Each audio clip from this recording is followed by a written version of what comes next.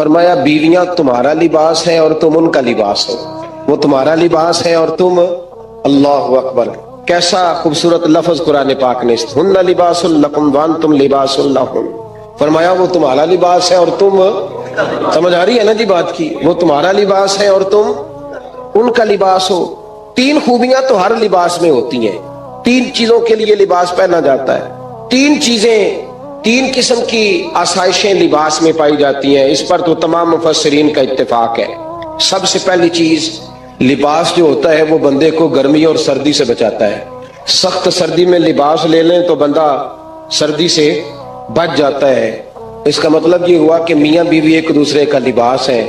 اگر بیوی کی طرف کوئی تکلیف آتی ہے تو میاں اس کو بچاتا ہے، اور اگر میاں کی طرف کوئی تکلیف آتی ہے تو عورت اس کو بچاتی ہے. میاں بیوی ایک دوسرے کا لباس ہے. لباس کیا کرتا ہے؟ لباس آدمی کے عیب چھپاتا ہے.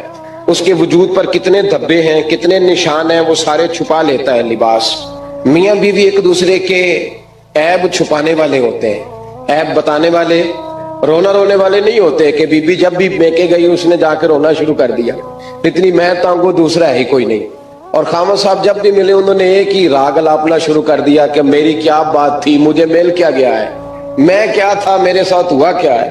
تو لباس ہے، ایک دوسرے کا عیب چھپائیں گے. بولیے، ایک دوسرے کا عیب چھپائیں گے، ایک دوسرے کی غلطیوں کی پردہ پوشی کریں گے.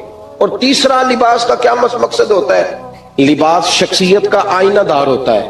لباس آدمی کی اچھی اور خوبصورت طبیعت کا حصہ ہوتا ہے. جو لباس ہوتا ہے وہ انسان کو زینت بخشتا ہے، خوبصورت کر دیتا ہے. داڑھی والا آدمی ننگے سے پھرے تو خوبصورت نہیں لگتا، ٹوپی پہن لے تو بڑا پیارا لگتا ہے. ٹوپی پہنے تو بڑا، اور اگر امامہ باندھ لے تو نور نالا نور ہونا شروع ہو جاتا ہے. اللہ کرے آپ خوش ہو جائیں، آمین تو کہہ دیں. اور اللہ کرے فجر کی نماز آپ امامہ باندھ کی پڑھ لیں، آمین تو کہیں. چلو کوئی جنہ دی داڑھی نہیں ہونا رکھنی چاہیے، جنہ دی نہیں ہونا نو موضوع نہیں تھا، پر ہماری بھی مجبوری ہے، داڑھی آئی جاتی ہے، ہر موضوع میں شامل ہو جاتی، رکھنی چاہیے. سب یاد رکھیں، لباس آدمی کو زینت دیتا ہے. قرآن مجید کے لفظوں پہ غور کرو. اگر تو شادی کے بعد بیوی کے آنے کی وجہ سے خامد کو سکون نہیں ملا تو اس کا مطلب ہے اس نے گھر کو زینت نہیں دی. اور اگر شادی کے بعد اس بچی کو تحفظ نہیں ملا، اس کو اپنے گھر کے اندر سکون نہیں ملا، تو اس کا مطلب ہے خامد نے اسے زینت، اس لباس نے زینت نہیں دی. میاں بیوی ایک دوسرے کا لباس ہے. اس مقدس رشتے کو اسلام نے باندھا اور لباس کہہ کے باندھا. میرے رسول کریم علیہ الصلوۃ والسلام نے پہلے تو خارجی لوگوں کو منع کیا ہے. میری ذاتی رائے یہ ہے کہ میاں بیوی کی ذاتی لڑائی کوئی بھی نہیں ہوتی. ذاتی لڑائی، میری باتوں کی سمجھ تو آ رہی ہے نا آپ دوستوں؟ کوئی نہیں آ رہی؟ اللہ جزا دے. آپ میاں بیوی کی ذاتی لڑائی کوئی نہیں ہوتی. ہوتا پتہ کیا ہے؟ لڑکے سے پوچھیں کہ بتائے جناب کیا حال ہے، تو کہتے ہیں بیوی میری صحیح ہے، اس کے گھر والے نہیں صحیح. سنا آپ نے بھی کبھی یہ لفظ؟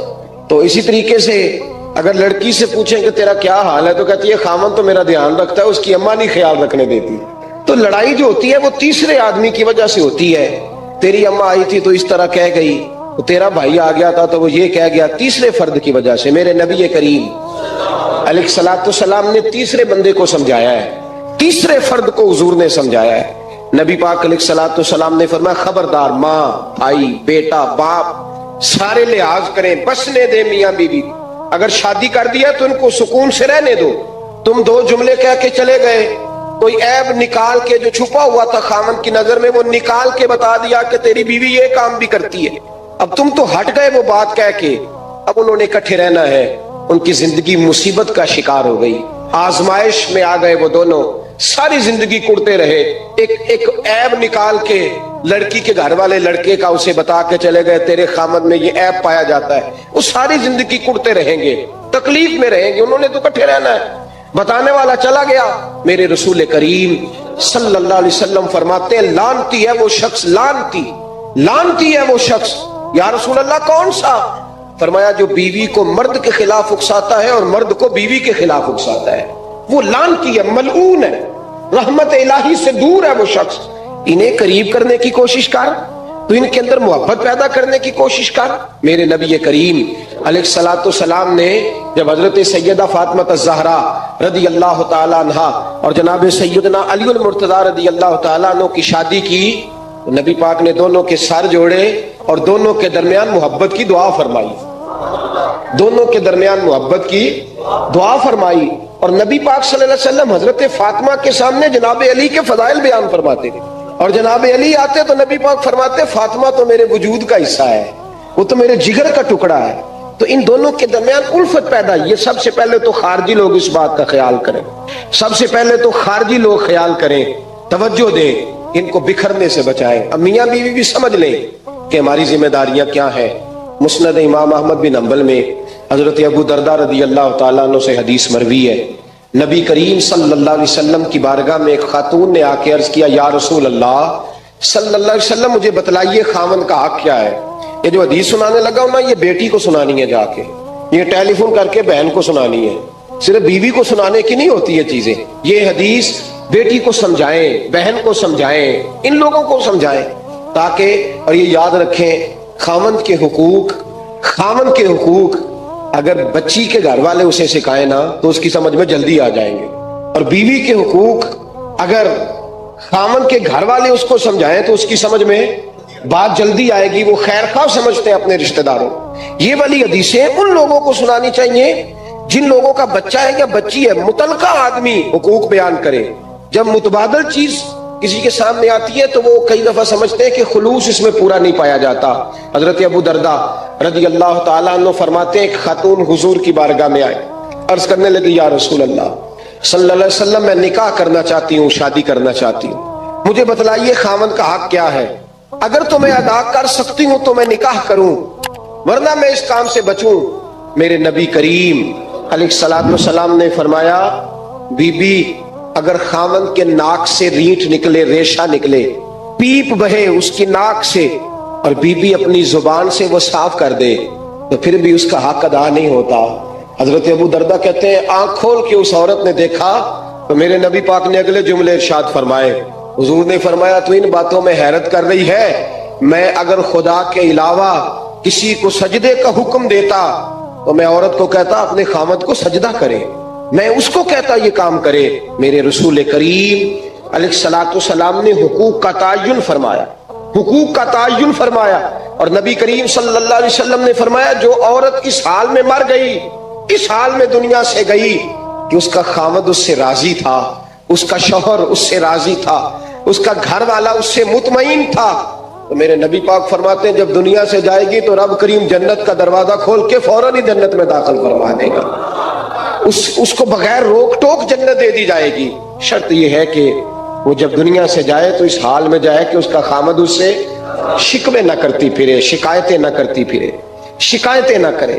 ہمارے زمانے میں شکایتیں ہوتی ہیں اور خواتین، عورتیں اس بات کو سمجھتی نہیں کہ اللہ نے جو میرے نصیب میں رکھا تھا اور جو خامد رب نے میرے لیے پسند کیا تھا وہ اللہ نے مجھے عطا فرما دیا ہے۔ وہ شکوے کرتی ہیں، شکایات کرتی ہیں، اور دوسری عورتوں کو سامنے رکھ کے وہ فلاں کے حصے میں یہ چیز آئی، فلاں کے حصے میں یہ چیز آئی، فلاں کا خامد یوں کرتا ہے، شکوہ کرتی ہیں۔ میرے رسول پاک علیہ السلام نے فرمایا عورتیں کثرت سے جہنم میں جائیں گی، کثرت سے۔ تو ایک صحابی رو پڑے، ایک حدیث میں لفظ یہ ہے رو پڑے، عرض کرنے لگے یا رسول اللہ وہ ہماری مائیں بھی ہیں، بیٹیاں بھی ہیں، بہنیں بھی، حضور جہنم میں جائیں گی؟ نبی پاک صلی اللہ علیہ وسلم نے فرمایا ایک تو وہ عیب جوئی کرتی ہیں، غیبتیں کرتی ہیں، دوسرا رب کا شکر ادا نہیں کرتی، اور تیسرا فرمایا اپنے خامند کا بھی شکریہ ادا نہیں کرتی، بات بات پہ ناشکری کرتی ہیں، بات بات پہ ناشکری کرتی، اس سبب سے جہنم میں جائیں۔ عورت کے حقوق کا تعین فرمایا، اور ساتھ ہی میرے رسول پاک علیہ السلام نے مرد کی طرف توجہ فرمائی، اور کیا خوبصورت لفظ ارشاد فرمائے، فرمایا تم میں ہر آدمی اپنے آپ کو اچھا سمجھتا اور اچھا کہتا ہے، ہر آدمی کہتا ہے، لیکن کوئی اگر مجھے آ کے پوچھے گا کہ محبوب آپ کی امت میں اچھا کون ہے، تو حضور فرماتے ہیں میں اسے اچھا سمجھوں گا جو اپنے گھر والوں کے حق میں اچھا ہے، جو اپنی بیوی خیرکم لأہلہ، تم میں سے بہترین وہ ہے جو اپنے گھر والوں کے لیے اچھا ہے۔ اور فرمایا جاؤ میرے گھر جا کے پوچھ لو، وانا خیرکم لأہلی، میں تم سب سے زیادہ بڑھ کر اپنے گھر والوں کے لیے اچھا ہوں۔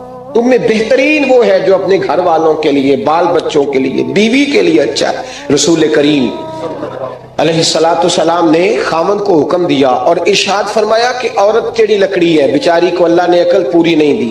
एक बच्चा छोटा होता है, हमें पता होता है कि इसका शऊर पूरा नहीं, अगर कोई गलती करे तो क्या उसे निकाल दिया जाता है घर से? बोले, छोटा बच्चा है, वो कई दफा बड़ा नुकसान कर देता है, आप क्या कहते हैं? उसे मारते हैं, कुल्हाड़ी ले आते हैं उसके लिए? इस तरह करना चाहिए, उसके अब्बे को बुला लेना चाहिए, बेइज्जती करनी चाहिए पंचायत में बिठा के कि ये गलती की है तेरे बच्चे ने। भाई दादा ये काम करता है? बोले ना, क्यों नहीं करता? वो कहता है हमारा बच्चा ना समझ है, अपना अपना पोता है, हमारा अपना है, अगर हम इसका बाहर निकालेंगे तो बड़ा काम गलत हो जाए। लेकिन वही अब्बा जी जब बहू कोई गलती कर बैठती है तो पंचायत बुलाते हैं, लोगों के सामने महाज़ल्लाह ताला बड़ी कड़वी कुशैली बातें करते हैं, ऐसी ऐसी बातें करते हैं कि जो उनकी बेटी के बारे में कही जाए तो वो कभी पसंद ना करें। इतने सख्त जुमले कहे जाते हैं, बेटी वाले को रुसवा किया जाता है। मेरे नबी करीम अलैहिस्सलातु सलाम ने फरमाया ये टेढ़ी लकड़ी है, बेचारी को अल्लाह तबारक व तआला ने अपनी हिकमत के तहत अक्ल आदि अता फरमाई है, तुम अगर चाहोगे सीधी करना तो ये टूट जाएगी। जब औरत निकलती है, जब वो घर से निकलती है, मेरे हबीब करीम अलैहिस्सलाम ने फरमाया औरत छुपाने की चीज है, छुपाने की चीज है, छुपाने की, ये कीमती है, ये खजाना है, इसे छुपा के रखो। फरमाया जब ये घर से निकलती है, फरमाया और कोई देखे ना देखे, शैतान उसे देखता है, शैतान वसवसा अंदोजी करता है, शैतान उसे देखता है। और हबीब करीम सैयद आलम सल्लल्लाहु ताला अलैहि वसल्लम जब बात करते थे, जब लफ्ज बयान करते थे, मोहताज जुमले बोलते थे, बड़ा कम, रहमतल लिल आलमीन नबी की जुबान से बड़ा कम सख्त जुमले निकलते थे। मेरे हबीब ने लफ्ज अदा किए, सख्त जुमले। मेरे करीम ने फरमाया जो औरत, ये जो माए बहनें सुन रही हैं, खुदारा आगे पहुंचाएं, आप भी घर में जाए तो ये वाला बाज अपने घर में पहुंचाएं, सुनाएं, खुदारा सुनाएं, खुदारा। रोज एक कयामत टूटती है और मेरे भाई लाखों इज्जतदार लोग अपने तकिए पे मुंह रख रख के रोते हैं, इसलिए कि वो बच्ची जिसके बारे में कहते थे हमें एतबार है, एतबार, एतबार का लफ्ज बोल के बाप जो जुल्म करता है अपनी बेटी पे, भाई एतबार का लफ्ज बोल के जुल्म करता है बहन पे, एतबार का जुमला बोल के ज्यादती करते हैं हम अपनी जानों पर। हजरत जुनैद बगदादी सूफिया के सरखील सूफिया के, उनसे एक शख्स कहने लगा मुझे बेटी पे एतबार है, मैं उसको फलां जगह दाखिल ना करा दूं, पढ़ ले। आप फरमाने लगे तुझे एतबार है तो क्या अल्लाह के रसूल को एतबार नहीं था? ये तूने कैसा लफ्ज बोला? तुझे एतबार है, नबी पाक को नहीं था? मेरे महबूब के पास हजरत आयशा सिद्दीका बैठी थी, और वो बीबी जिसको कुरान कहता लस्तुन्ना कहदम मिनन निसा, तुम्हारे जैसी दूसरी कोई हो सकती नहीं। मेरे महबूब के पास हजरत अफसा बैठी थी, जनाबे सौदा बैठी थी, इससे बढ़कर भी किसी को एतबार होगा? जिनको कुरान कहते हैं जैसी दूसरी हो ही नहीं सकती। हजरत अब्दुल्ला बिन मक्तूम नाबीना से आप ही आए, ओ भाई नाबीना, दिल की आंखें खोल के सुनो, नाबीना से अभी नाबीना आंखों से नजर नहीं आता, हुजूर की बारगाह में आए, मुझे एतबार है बेटी पे, मुझे एतबार है, संदल की बनी हुई बेटी है, हूर है तेरी बेटी, उसके करीब गुनाह नहीं जाता, ये तू ज्यादती कर रहा है अपनी बेटी पे, ये जुमला बोल के तू जुल्म कर रहा है, तू जालिम और फाजिर हो गया जब तूने ये कहा कि मुझे एतबार है। मेरे हबीबे पाक से बढ़कर किसको एतबार होगा?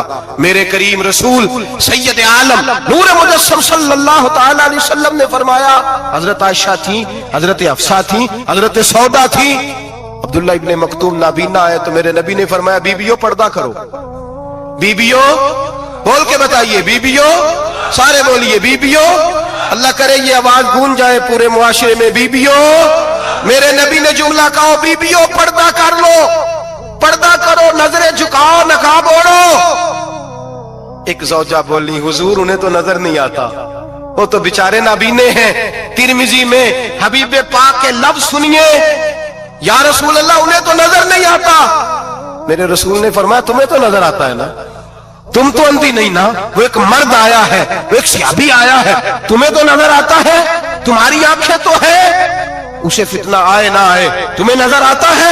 खबरदार पर्दा करो, आंखें झुकाओ, चेहरों पे नकाब डालो। हजरत जुनैद बगदादी फरमाने लगे अगर मेरे रसूल पाक اپنی ازواج کو کہتے ہیں پردہ کرو اور تو کہتا ہے مجھے اعتبار ہے. اگر نبی پاک اپنی بیٹی حضرت فاطمہ کو کہتے ہیں پردہ کر, تو کہتا ہے مجھے اعتبار ہے. جناب جنید بغدادی مزید بولے, آپ فرمانے لگے اگر حسن بصری پڑھانے والا ہو, رابعہ بصری پڑھنے والی ہو, اور بیچ میں قرآن پاک پڑھا ہوا ہو, پڑھانے والا حسن بصری, پڑھانے والے حسن بصری جنہوں نے مولا علی شیر خدا کی صحبت پائی, جنہوں نے ام المومنین حضرت ام سلمہ کے گھر میں پرورش پائی, فرمایا پڑھانے والا حسن بصری, پڑھنے والی رابعہ بصری, وہ بی بی جو دعا مانگے تو اللہ مردہ اونٹ کو زندہ فرما دے.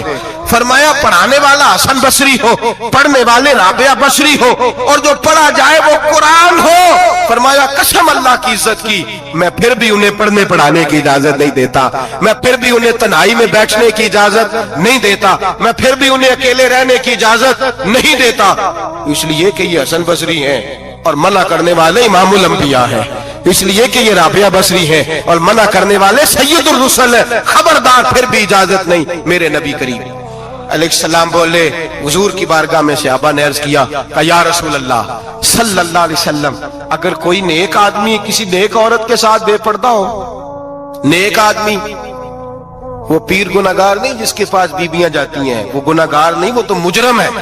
وہ خالی گناہگار نہیں, وہ تو پاپی ہے. وہ خالی گناہگار نہیں, وہ تو دین کا ڈاکو ہے. ڈاکو وہ تو فاسق ہے, وہ تو دین کی حدیں توڑنے والا ہے. وہ تو اس کو تو گھسیٹا جائے گا قیامت کے دن, جو عورتوں سے بے پردہ ملتا تو گھسیٹا جائے گا.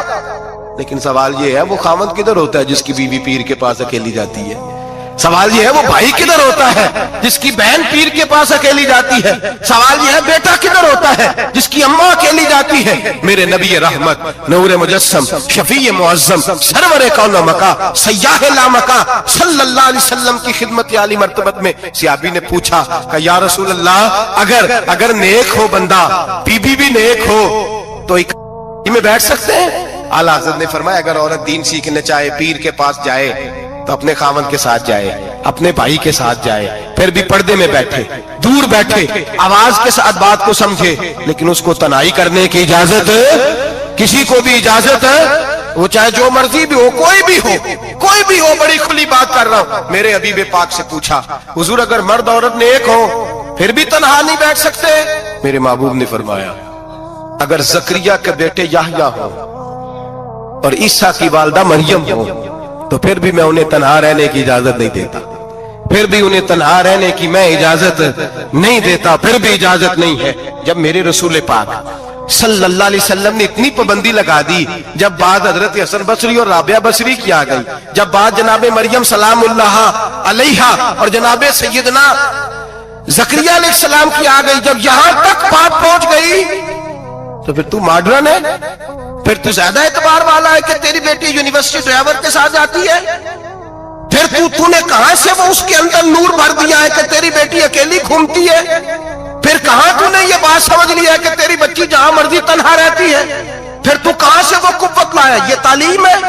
اقبال نے کہا یار مشرق ہوس میں گلتا شباب اریاں شراب اسیاں, اسے بھی دیکھو گری کے اسیاں, ہم ایسی تہذیب کیا کریں گے. اور اقبال کہنے لگے تمہاری تہذیب خود اپنے خنجر سے خودکشی کرے گی, اس لیے کہ جو شاخ نازک پہ بنے گا آشیانہ وہ ناپائیدار ہوگا. میرے بھائی ہم لوگ پہلے ہاتھ میں آگ کا انگارہ دیتے ہیں, پھر کہتے ہیں بیٹے تو نے جلنا نہیں. ہم پہلے اس کو ساری سہولیات دیتے ہیں, پھر کہتے ہیں تو نے بگڑنا نہیں. میرے نبی رحمت نور مجسم شفیع معظم صلی اللہ علیہ وسلم نے فرمایا جو بی بی بن سور کے بازار جائے, میری طرف دیکھیں, آنکھیں کھول کے دیکھیں, یہ حدیث آپ نے سنانی ہے. انشاءاللہ بولیے, سنائیں گے انشاءاللہ تعالی, بول کے انشاءاللہ کہیے آپ کو ثواب ہوگا. سنائیں گے انشاءاللہ. میرے نبی کریم صلی اللہ علیہ وسلم نے فرمایا جو عورت بن سور کے بازار جائے, اب تو خیر بیویاں برقع پہن کے جاتی, برقعے پہ بھی کڑھائی کی گئی, برقعے پہ بھی کام کرایا,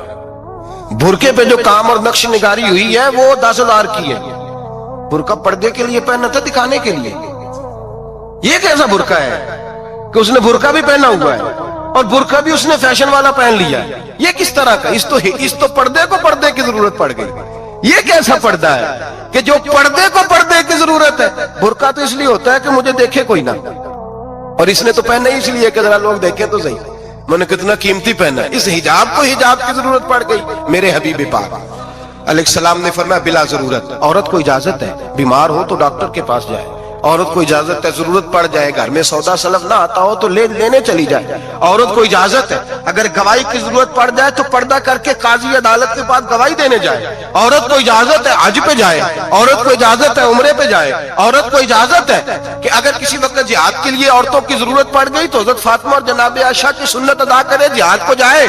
لیکن اگر عورت موج کرنے جائے اور روز گئے وہ دیکھیں نا فلاں پارک میں تھے آپ تو کبھی گئے ہی نہیں, فلاں جگہ تھے آپ کے پاس تو فرصت ہی نہیں, فلاں میری سرگودے والی بہن کا خامن تو روز لے کے جاتا ہے آپ نے تو کبھی توجہ نہیں فرمائی. روز پیغام دیتی رہے میرے حبیب کریم سید عالم صلی اللہ علیہ وسلم نے فرمایا جو بی بی بن سور کے بلا ضرورت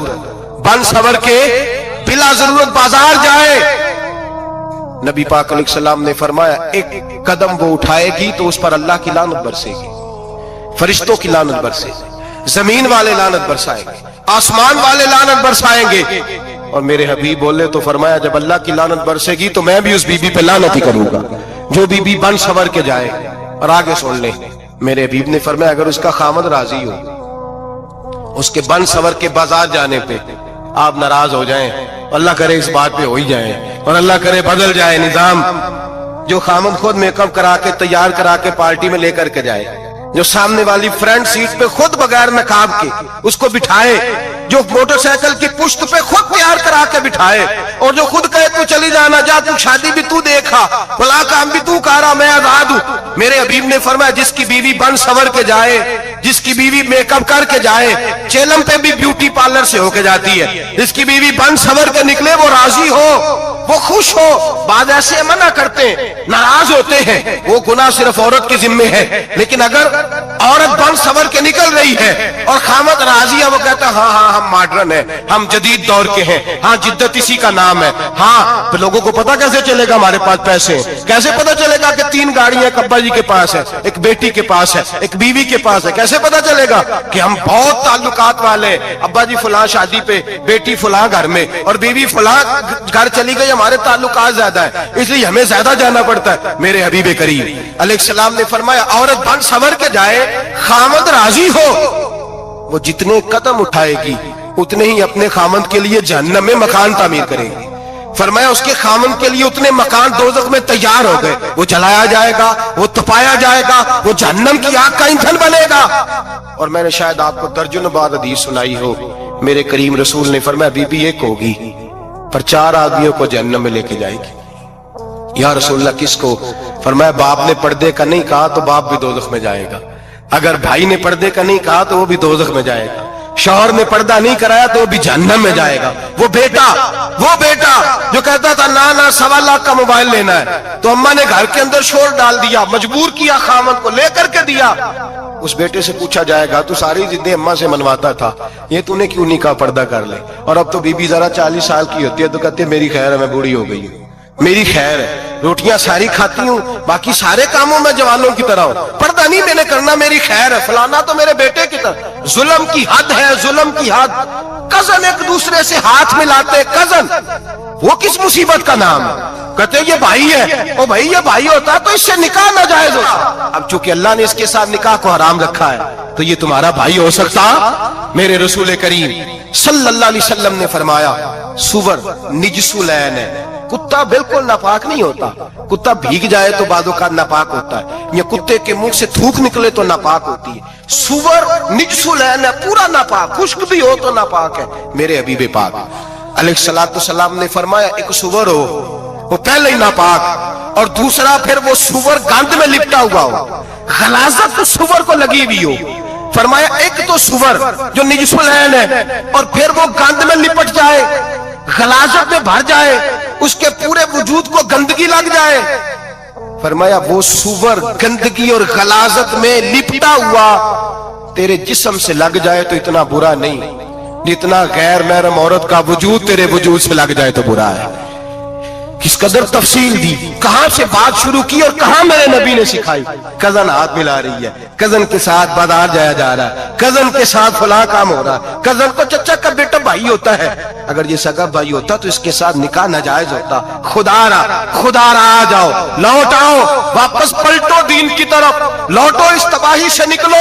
ये जो आग है, ये जो बेसुकूनी है, ये जो तमाशा है, ये लाखों कमाने के बावजूद जो बेबरकती है, ये बड़ी बड़ी फौजों के बावजूद जो रोज मस्जिदें उठती हैं, ये जो रोज जनाजे पढ़े जाते हैं, ये जो रोज बेटियां बेवा होती हैं, ये जो रोज माओ के सुहाग लुटते हैं, ये हमारी नाफरमानियां हैं। हम दीन के मामले में हम लोगों ने नरमी शुरू कर दी है, हम अल्लाह और उसके रसूल से बगावत करने लगे हैं। मेरे हबीब करीम सैयद आलम नूर मुजस्सम शफी मुअज्जम सल्लल्लाहु अलैहि वसल्लम ने फरमाया जिना सिर्फ शर्मगाह का नहीं होता, हुजूर ने फरमाया आंखें भी जानी होती हैं, कान भी जानी होते हैं, जुबान भी जानी होती है। बुखारी मुस्लिम दोनों में मौजूद है। सहाबा ने अर्ज की हुजूर जुबान कैसे जानी होती है?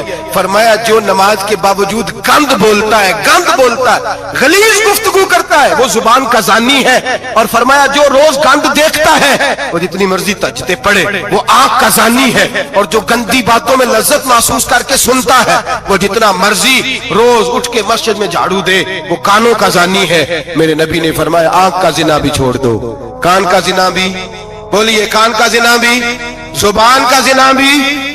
मुस्नद इमाम अहमद बिन हंबल उठाइए, एक सहाबी ने अर्ज की हुजूर नमाज में दिल नहीं लगता, मेरा कुरान पाक में दिल नहीं लगता, दुरूद व सलाम में दिल नहीं लगता। आमिना के मासूम लाल ने क्या जवाब दिया? हुजूर ने फरमाया जा अपनी नजर जाके पाक कर ले, अल्लाह के नबी का वादा है तेरा सजदे में दिल लगने लग जाएगा। जा अपनी आंख को तहारत दे, वुजू करा, नजरों को पाक कर, अल्लाह के रसूल का वादा है तेरा कुरान पाक में दिल लगेगा।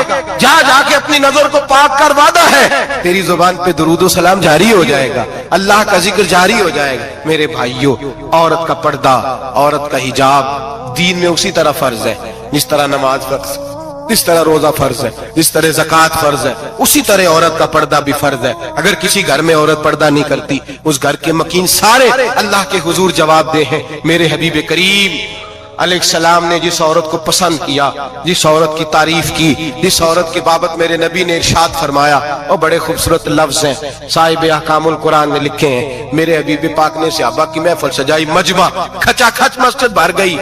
हुजूर ने फरमाया बोल के बताओ खैरुन निसा कौन सी है, औरतों में सबसे अच्छी बीबी कौन सी है, बोल करके बताओ।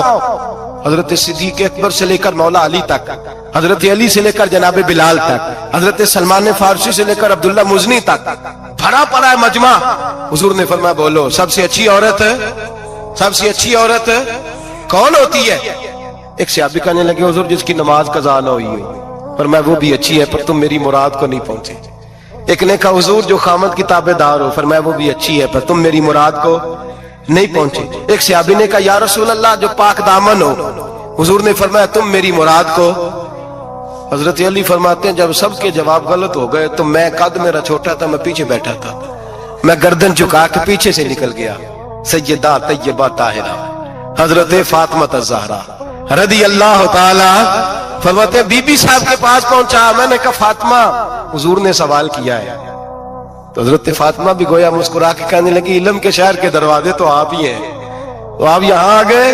कहा हुजूर ने सवाल किया है और मुझसे लेकर अबू बकर, उमर, उस्मान गनी तमाम को किसी को जवाब नहीं आया। हुजूर ने पूछा बेहतरीन औरत कौन होती है? बेहतरीन खैरुन निसा, बेहतरीन बीबी कौन होती है? तो हजरत सैयदा फातिमा कहने लगी अली बड़ी सादी सी बात थी, सादी सी बात थी, समझ नहीं आई। का फातिमा बतला दो इतनी सादी है तो। हजरत फातिमा कहने लगी सबसे बेहतरीन औरत वो होती है न कभी गैर महरम ने वो बीबी देखी हो।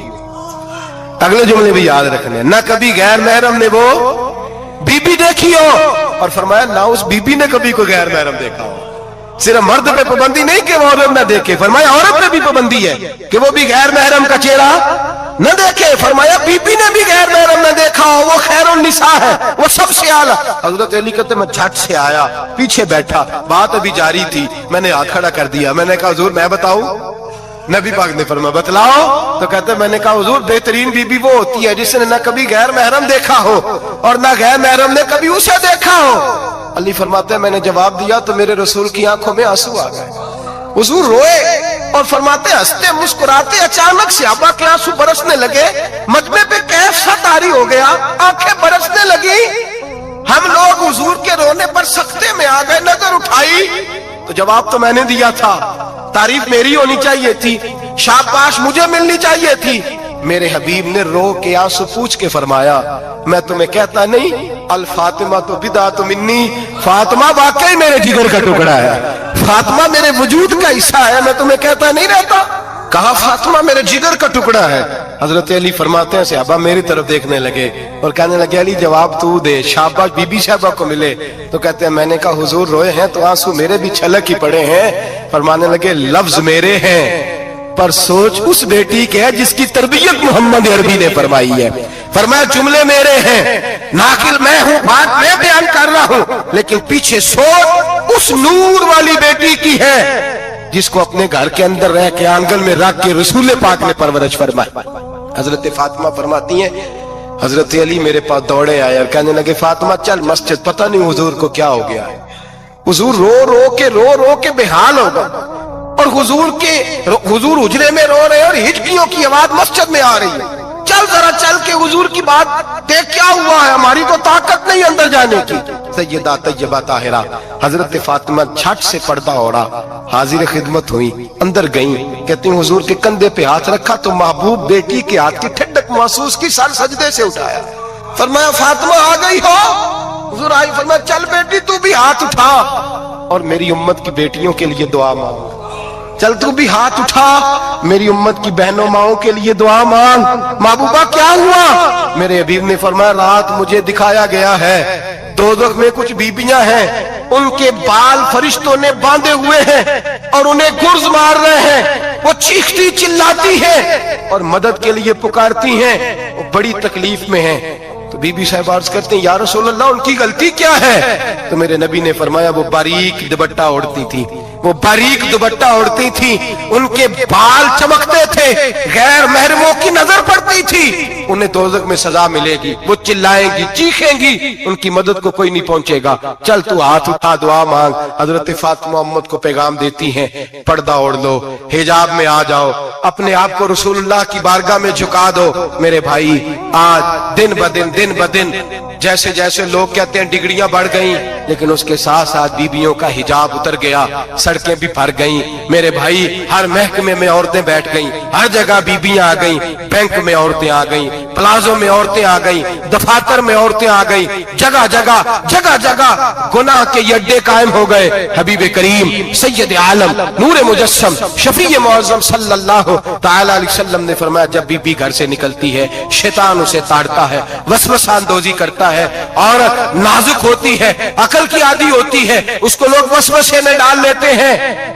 पाकिस्तान का तजदिया निगार कहता है अगर 100% पसंद की शादियां होती हैं उनमें 40% लड़के अपने घर वालों को मजबूर करते हैं, 60% लड़कियां मजबूर करती हैं। 60% उनके अंदर ऐसी शैतानियत भरी जाती है, कमजोर अकल होती है, उसे ऐसे बागात दिखाए जाते हैं, उलझ जाती है, और जिस तेजी से ये जाली निकाह होते हैं उस तेजी से तलाक होती है। वो बेटी जो कल इस चुंगल में फंस के जिद्दत के चुंगल में अपनी मर्जी करते हुए मैदान में निकली थी, सारी जिंदगी का धब्बा लगा के घर बैठ गई।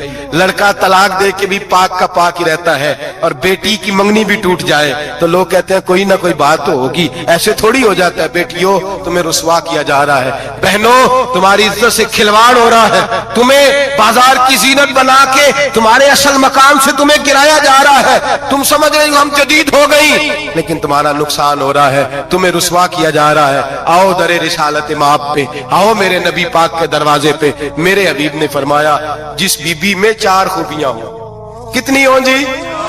ये आपने दुआ कर दी, अल्लाह करे मेरी बेटी में 4 खूबियां आ जाए, अल्लाह करे मेरी बहन में 4 खूबियां आ जाए, अल्लाह करे हमारी घर की मस्तूरात में, ऊंचा आमीन कहिए, सब में 4 खूबियां, अल्लाह करे भर जाए 4 खूबियां।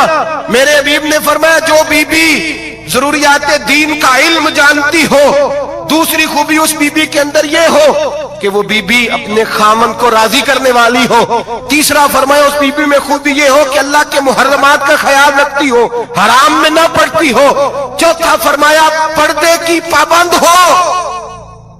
फरमाया जैसे ही वो मरती है अर्श का मालिक उससे हिसाब ही नहीं लेता, उसे बगैर हिसाब किताब ही जन्नत अता फरमा देता है। जो पर्दे की पाबंद हो, खामद राजी हो, मुहर्रमात से बचती हो, फरमाया वो बीबी अल्लाह तबारक व तआला उससे कोई हिसाब किताब बगैर हिसाब के अल्लाह उसको जन्नत में दाखिल कर देंगे। रब हिसाब नहीं पूछेगा। अल्लाह करे मेरी बेटी भी बगैर हिसाब जन्नत जाए, माए बहन बीवियां बगैर हिसाब जन्नत में जाए। अल्लाह करे हम सब के घरों में जितनी औरतें हैं उनसे कोई हिसाब ना लिया जाए, बगैर हिसाब भी जन्नत में जाए। फिर उन्हें पर्दे का पाबंद करो, फिर उन्हें शौहर की ताजीम सिखाओ, फिर उन्हें हराम से बचना सिखाओ, फिर उन्हें रसूलुल्लाह सल्लल्लाहु अलैहि वसल्लम की बेटी का उस्वा नूर सिखाओ, फिर उन्हें हजरत आयशा की सीरत पढ़ाओ, फिर हजरत खदीजतुल कुबरा का तरीका बतलाओ, फिर उन्हें रसूलुल्लाह की कनीज़ाएं बनाओ। अल्लाह करे हम यहाँ से जुमा पढ़ के जाएं तो हमारे हाथ में एक बुरका भी हो, हमारे हाथ के अंदर जो है वो एक बड़ी चादर भी हो।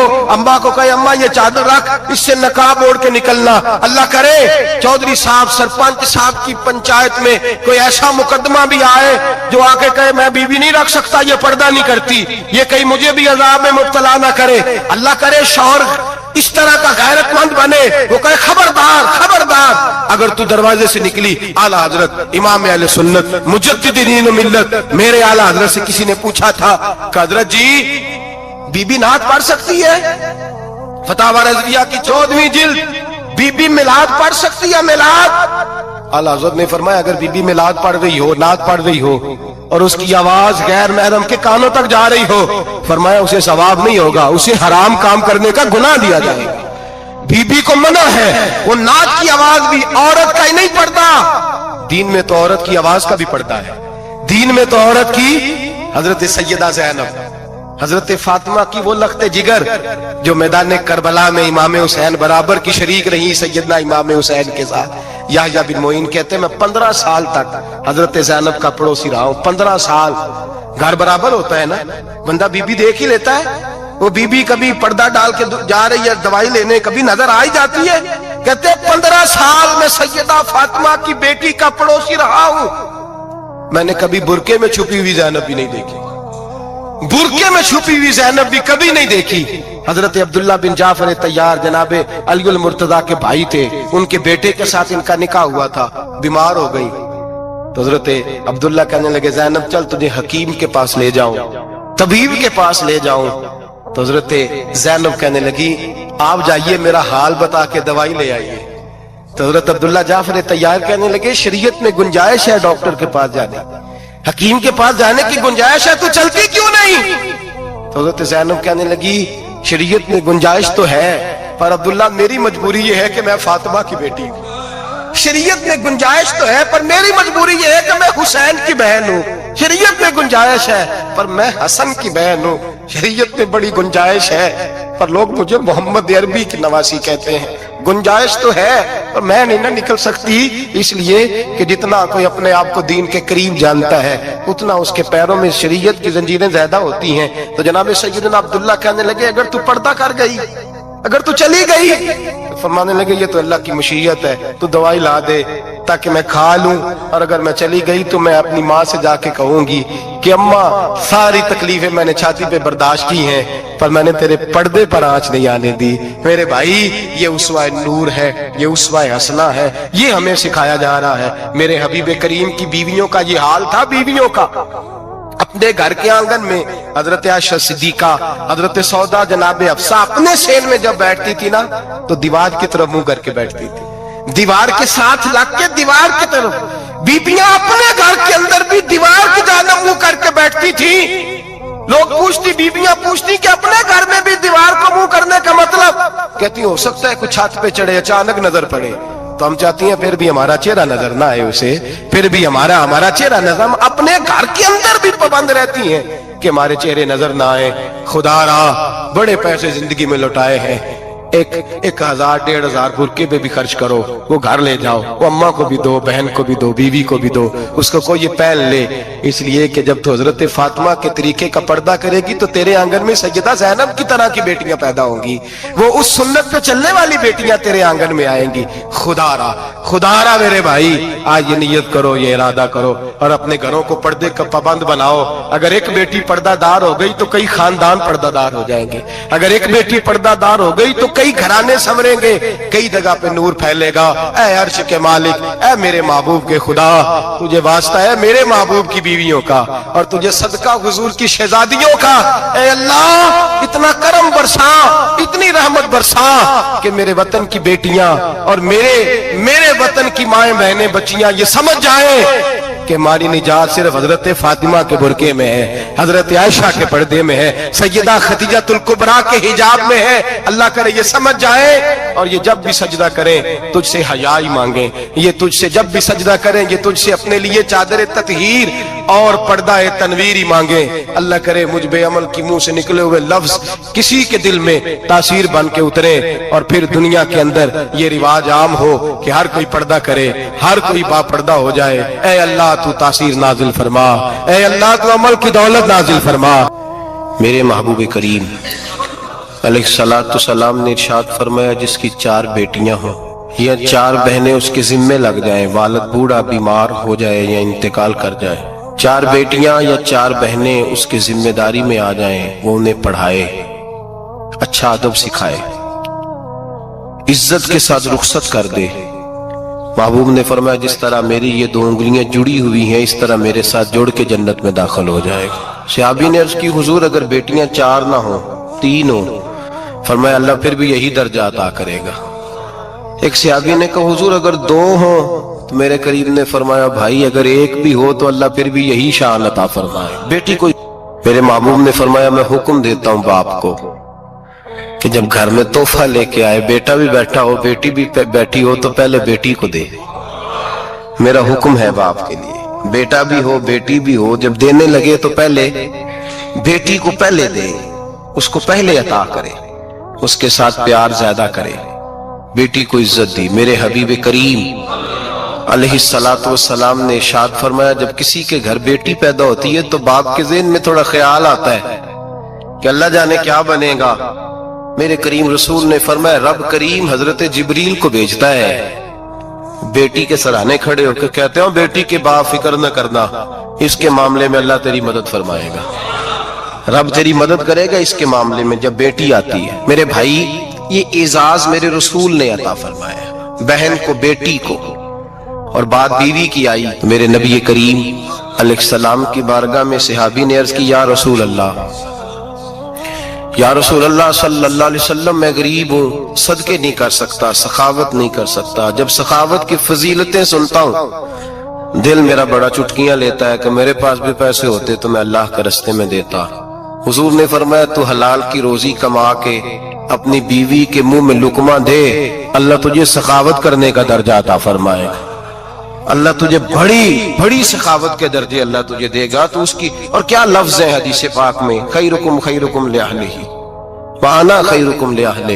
فرمایا حاجی بھی اچھے, نمازی بھی اچھے, صوفی بھی اچھے, درویش بھی اچھے, سارے ہی اچھے, لیکن میں سب سے زیادہ اچھا اسے سمجھتا ہوں جس کا اپنی بیوی کے ساتھ سلوک اچھا ہے, جس کا اپنی بیوی کے ساتھ نرم رویہ, جس کا اپنی بیوی. اور کیا ارشاد فرمایا وانا خیرکم لأہلہ. گھر جا کے پتہ کر لو, میری 9 بیویاں ہیں اس وقت جو موجود ہیں, فرمایا میرا ان سب کے ساتھ سلوک اچھا ہے, ساری میرے سلوک سے مطمئن. میرے بھائی حضور نے اعزاز دیا بہن کو, بیٹی کو, بیوی کو, عورت کو, اور ماں کے معاملے میں تو کمال کر دی. میرے کریم نے فرمایا جنت تھی 7 آسمانوں کے اوپر سدرۃ المنتہا کے پاس. میرے محبوب فرماتے ہیں جب رب نے مجھے اختیار دیا تو میں نے وہ جنت وہاں سے کھینچی اور ماں کے قدموں کے نیچے لا کے رکھ دی. وہاں سے کھینچ کے غوث الزمان, قطب الدرام, محدث اعظم, مفسر اعظم, شیخ الکل, شیخ طریقت, ولی وقت بھی اگر جنت اس نے ڈھونڈنی ہوگی تو اسے اپنی ماں کے قدموں کے نیچے سے ملے گی. اتنا بڑا اعزاز بھی کو دے گا, اتنا بڑا اعزاز بھی کو دے گا جو میرے رسول نے عطا فرمایا ہے. ماں ہوتی ہے, وہ ولی وقت کے لیے, غوث وقت کے لیے بھی اگر اس نے جنت لینی ہے تو اسے ماں کے قدموں کے نیچے سے ملے گی. میرے رسول پاک علیہ السلام نے عورت کو اعزاز دیا, فضیلت دی, عظمت عطا فرمائی, اور ایسے نہیں رکھا بی بی کو. میرے حبیب پاک نے فرمایا جب عورت کے پیٹ میں بچہ ہوتا ہے پیدا ہونے والا تو اللہ اسے اتنا ہی ثواب دیتا ہے جتنا تلوار لے کے میدان میں جہاد کرنے والے مجاہد کو ثواب عطا فرماتا ہے۔ اور اگر دوران ولادت عورت انتقال کر جاتی ہے، فوت ہو جاتی ہے، تو میرے حبیب نے فرمایا وہ ایسے نہیں گئی، وہ اپنے بچے کی ولادت کے موقع پہ گئی ہے تو اللہ اسے شہادت کا درجہ عطا فرمائے گا۔ ہر موقع پر بیویاں حاضر خدمت ہوئیں۔ نبی پاک نے فرمایا جو آدمی اذان سنے اور جس طرح مؤذن کلمے کہے اسی طرح کے کلمات دہرائے تو اللہ تعالیٰ مردوں کو 1,00,000 نیکی کا ثواب دے گا اذان کا جواب دینے پہ۔ بیویاں آ گئیں کہنے لگی حضور یہ تو مردوں کا ثواب ہے تو ہم تو پیچھے رہ گئیں۔ میرے حبیب نے فرمایا گھروں کے اندر رہنا، اذان کا جواب دینا، مردوں کو 1,00,000 نیکی ملے گی، تمہارے نبی کا وعدہ ہے تمہیں 2,00,000 نیکی عطا فرمائی جائیں، تمہیں ڈبل ثواب ملے گا۔ شرط کیا ہے؟ گھروں کے قرآن مجید سورہ احزاب آیت نمبر 33 اللہ فرماتے ہیں وَقَرْنَ فِي بُيُوتِكُنَّ، اے میرے محبوب کی ازواج، یہ حضور کی ازواج کے وسیلے سے ساری عورتوں کو پیغام ملا، کہا اے بیویوں اپنے گھروں کے اندر ٹھہری رہو۔ کہاں رہو؟ گھروں کے۔ بیویوں کو دھوکہ دیا جاتا ہے، میری مائیں بہنیں بیٹیاں بچیاں سمجھتی نہیں بات کو، دھوکہ دیا جاتا ہے، کہتے ہیں لو مولوی دکیانوس ہو گیا ہے، یہ صوفی دکیانوس ہے، یہ کہتا ہے بی بی گھر کے اندر قید ہو کے رہے، پردہ تو قید کا نام ہے، وہ گھر کے اندر قید، بی بی صرف ماں بن سکتی ہے، وہ وزیر مملکت نہیں بن سکتی۔ اور صرف دیکھو نا وہ امریکہ سے نعرہ لگ رہا ہے کہ بی بی صرف بیوی بن سکتی ہے، وہ وزیر نہیں بن سکتی، بی بی صرف بہن بن سکتی ہے، وہ صدر نہیں بن سکتی۔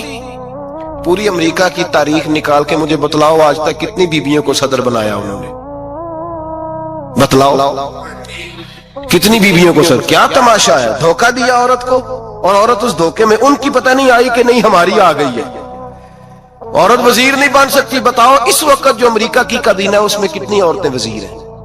اس وقت جو لندن کی کابینہ اس کی ٹونی بلیئر وزیر اعظم گزرا ہے برطانیہ کا، اس کی بیوی کی سگی بہن کلمہ پڑھ گئی، سگی بہن کلمہ پڑھ گئی۔ اس سے بیویوں نے پوچھا تو کلمہ پڑھ کیوں کلمہ پڑھ گئی ہے، کیا چیز پسند آئی ہے تجھے اسلام میں؟ تو کہنے لگی جو پردہ مسلمانوں کے نبی نے اپنی ماننے والی عورتوں کو دیا ہے وہ پردہ بتا گیا ہے کہ اگر عورت کی کوئی عزت ہے تو بی بی فاطمہ کے بتائے ہوئے پردے میں ہے۔ یہ حال موقع پہ زندہ موجود ہے عورت، اس نے 2 جلدوں میں کتاب لکھی ہے پردے کی اہمیت پہ، 2 جلدوں میں۔ ہمارے ہاں مصیبت بنی ہوئی ہے، عورت ان کے چکر میں آ گئی ہے، وہ تو تمہیں دھوکہ دے رہے ہیں، وہ تو تمہیں تباہ کر رہے ہیں۔ وہ بی بی جو گھر میں بیٹھی تھی تو میں نے کہا کہ وقت کا ولی غوث کو تب اس کو حکم تھا کہ جا کے ماں کے پیروں میں بیٹھ، وہاں تجھے جنت ملے گی۔ وہ بیٹی جو باپ تھکا ماندہ گھر سے باہر آیا تھا اور محنت کی کمائی کما کے لایا تو اس کو حکم تھا کہ پہلا لقمہ بیٹی کے منہ میں دینا، بہن کے منہ میں دینا۔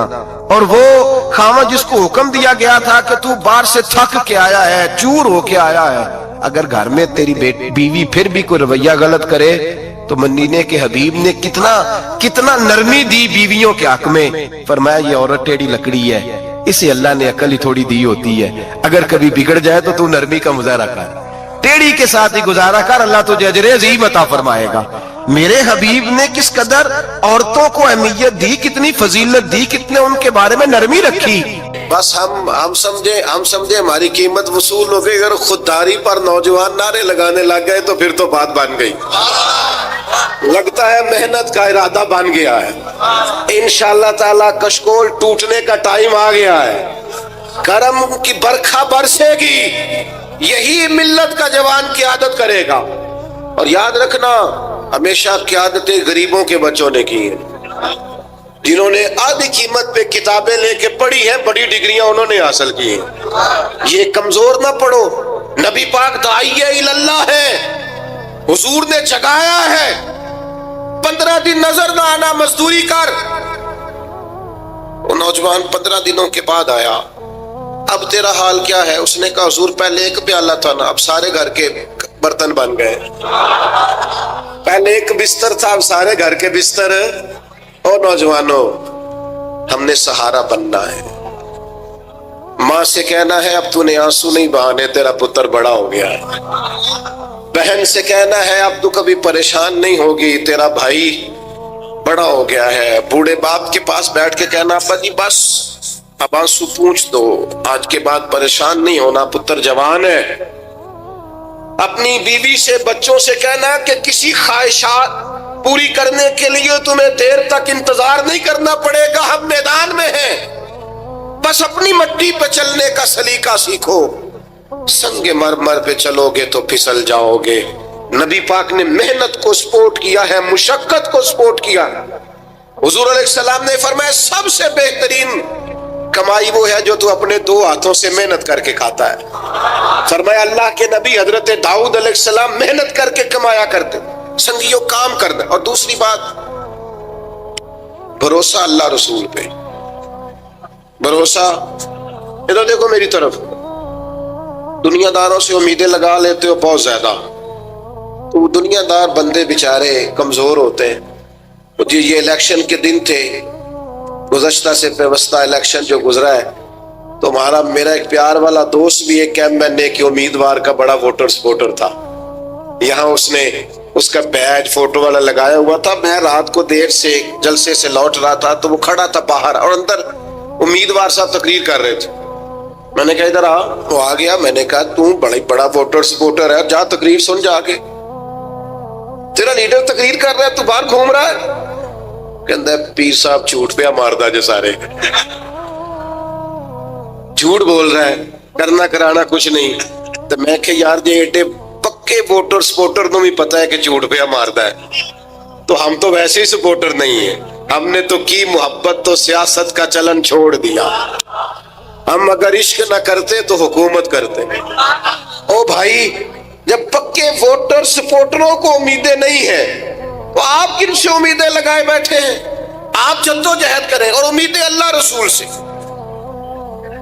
نبی پاک علیہ السلام نے فرمایا جو رب پہ بھروسہ کرے گا اللہ کی رحمت اس کی کفایت کرے گی۔ وَإِن يَتَوَكَّلْ عَلَى اللَّهِ فَهُوَ حَسْبُهُ، وہ اللہ پہ بھروسہ کرے گا اللہ اس کے لیے کافی ہو جائے گا۔ ادھر دیکھو یار موبائلوں والے دوستوں، بات سنو، گھبراہٹ نہیں، ٹینشن نہیں، انزائٹی نہیں، ڈپریشن نہیں۔ مومن اور ڈپریشن، مومن اور انزائٹی، مومن اور ٹینشن، وہ جی مجھے پتہ نہیں مجھے کیا ہو رہا ہے، جی مجھے خوف آتا ہے۔ آپ کو خوف آتا ہے مومن ہو کے؟ آپ کو یہ کرونا کے دن تھے تو مجھے لے گئے ایک سرکاری ہاسپٹل میں، آپ کچھ یہاں بات کریں، لوگوں کو حوصلہ دیں، تو ایک ڈاکٹر صاحب مجھ سے کہنے لگے جی مجھے نہ تنگ جگہ بڑی گھٹن ہوتی ہے، تو موت سے بڑا ڈر آتا ہے، قبر تو بڑی تنگ ہوتی ہے۔ میں نے کہا ڈاکٹر صاحب کچھ بھی، کہنے لگے سانس ہی نہیں آتا، چاروں جانب سے بند ہے۔ تو میں نے کہا بچہ بھی تو ماں کے پیٹ میں سانس لیتا ہے نا۔ آپ نے تو سبحان اللہ کہا، وہ ڈاکٹر تھے انہوں نے نہیں کہا۔ وہ کہنے لگی جو تے اماں لیندی صاحب، ہنستے نہیں جی، باتیں ہنسنے کو نہیں سنا رہا، میں فکری باتیں کر رہا ہوں۔ کہا وہ تو اماں آکسیجن لیتی ہے تو بچے کو جاتی ہے۔ تو میں نے کہا چلے ڈاکٹر صاحب وہ جو انڈے سے بچہ نکلتا ہے اس کے تو چارب جانو کوئی صورت نہیں ہوتی سانس کی۔ تو مجھے کہنے لگے آپ کہنا کیا چاہتے ہیں؟ میں نے کہا میں یہ کہنا چاہتا ہوں قبر کی دو حالتیں ہیں، قبر دوزخ کے گڑھوں میں سے گڑھا بھی ہے اور جنت کے باغوں میں سے باغ بھی ہے۔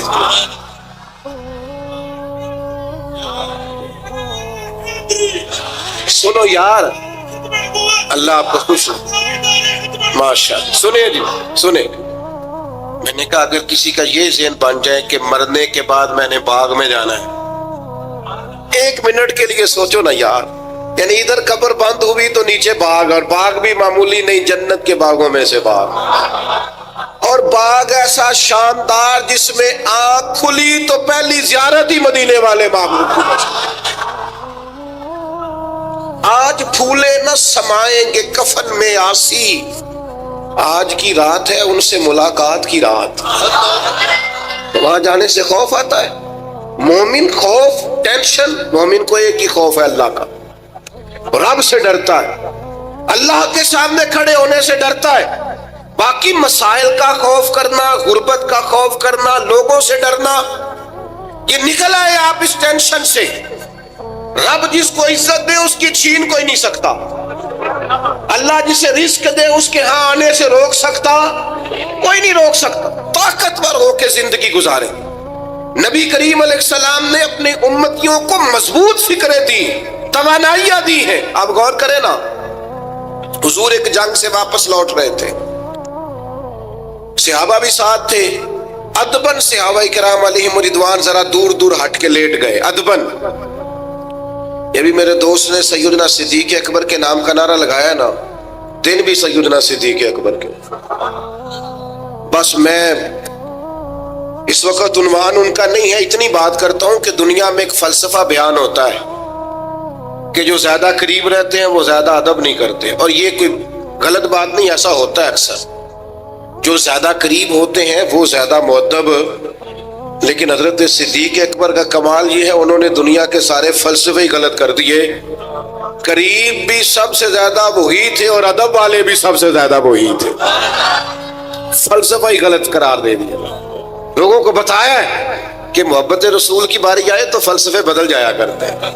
قرب بھی سب سے زیادہ ہے اور ادب بھی سب سے زیادہ ہے. بس بیان ہو کس زبان سے مرتبہ صدیق اکبر کا کہ محبوب خدا محبوب ہے صدیق اکبر کا، اور لٹایا راہ حق میں گھر کئی بار اس محبت سے کہ لٹ لٹ کر حسن گھر بن گیا صدیق اکبر کا.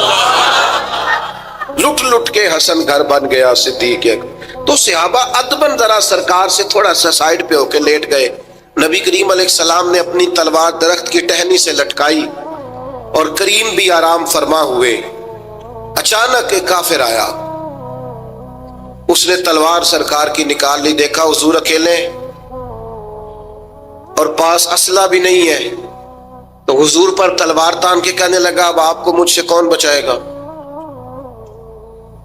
نہیں، آپ زیادہ توجہ کریں بات پر. کون بچائے گا؟ یعنی آپ یوں سمجھ لیں کہ بندہ گھر میں سویا ہوا ہو تو اچانک اسے آواز آئے کہ چھت پہ کچھ چل رہا ہے. آپ کو اپنی مثال دے رہا ہوں، آپ کو اپنے آپ کو سمجھانے کے لیے، وہاں کے لیے نہیں. تو پتہ چلے نا چھت پہ کچھ چل رہا ہے تو بہت سارے لوگ ایسے ہوتے ہیں ان کے تکیے کے نیچے سے موبائل بھی نہیں نکلتا، اتنا ڈر جاتے ہیں، بالکل پریشر کے نیچے آ جاتے ہیں. یعنی ڈاکٹر نے کہہ دیا جی آپ کی رپورٹیں بتاتی ہیں کہ مشکل ہے آپ بچیں، تو کچھ تو ڈاکٹر کی بات سن کے فوت ہو جاتے ہیں، اور کچھ کہتے ہیں تیری رپورٹیں ٹھیک ہوں گی پر ہوگا وہ جو میرا رب چاہے گا. یہ طاقت سرکار نے دی ہے اپنے غلاموں کو. اس نے تلوار اٹھائی، کہنے لگا آپ کو کون بچائے گا؟ تو محبوب کے چہرے پہ اطمینان، اور وہ جو اللہ نے میرے محبوب علیہ السلام کو روک دیا ہے، محبوب اسی حالت میں زیر لب مسکرائے اور فرمایا مجھے کون بچائے گا؟ مجھے میرا اللہ بچائے گا.